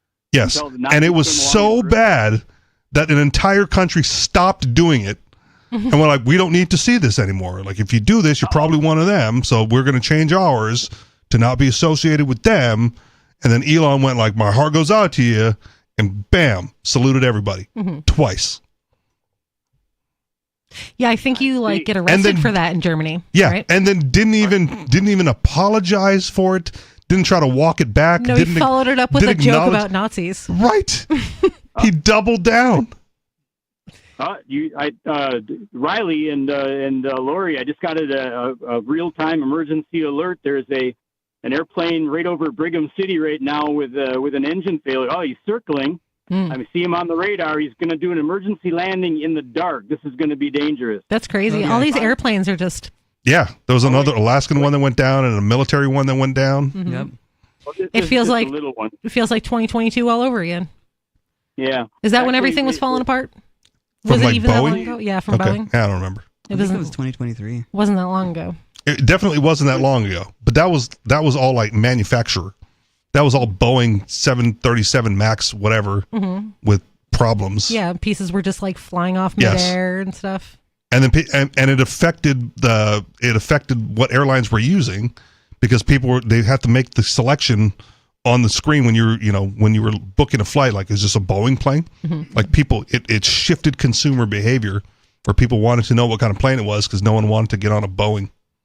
Does Boeing make military planes? Yes. Was that plane that crashed, the military one recently? I don't know. Was that Boeing? The one that They also made the crashed when? space shuttle that couldn't come back. Oh yeah, And Boeing stranded also made people. the space shuttle that SpaceX said they were going to go save. What happened with that? Did they go They save didn't it? go save them yet. They're still up there? Yeah. They're still up there. Those poor people. Good thing she has like 100 tampons. It was only a 6-day trip. They're not tampons, Richie. Go on. They're tamp-ins. Mm. Okay. Tam ends. I see. Yeah. Are they dehydrated tampons? Well, to start with, they are. Freeze dry tampons Then later they're reconstituted. in blood. Well, so vampire is sitting at the bar, and the bartender asked him what he'll have, and he said just a cup of hot water. And everybody looks at him like weird, and then he whips out a used tampon. Gross. Nice. Yeah, well, it is, isn't it? That's just a gross. Lady. I can't even call that Yeah. a joke because it's not funny. Well, who said it was a joke? It was a Dave joke, and we all know the only person who likes Dave jokes is Mark. Right. Mark is cracking up right now, and Bonnie is banging her head against the wall. Is she? Or something else. It's definitely not the headboard Well, how do you know that, because her husband's in prison. Bonnie? And also, she's not home. Well, see, I told you. Proves my point. She's out catting. I don't know what that is. That's how it works. That's how it works, all you married people. You forgot all about that, huh? What, that you were married once? No. How it works. No, I know how all that stuff works. I don't even know what Well, catting is. Thanks Yeah, for the see, call. That explains a lot. Okay, so, yeah. Well, Anyway, what? Does it, though? Thanks for the call, David. Catting is like, out being a trollop. Oh, okay. Yeah, I thought it was a European thing, like dogging. like a cat in heat. Okay. Dogging is a European thing? Oh, Google that one. I mean, if you Don't Google talk. it, you're Don't gonna, talk about it on air. depends on your But go- algorithm. What? I guess it depends on your algorithm with what you're going to get back. Use a private browser. I don't know if I want to anymore. This has been Free Talk Live. We've been great. You've had a fantastic time. Thanks for listening.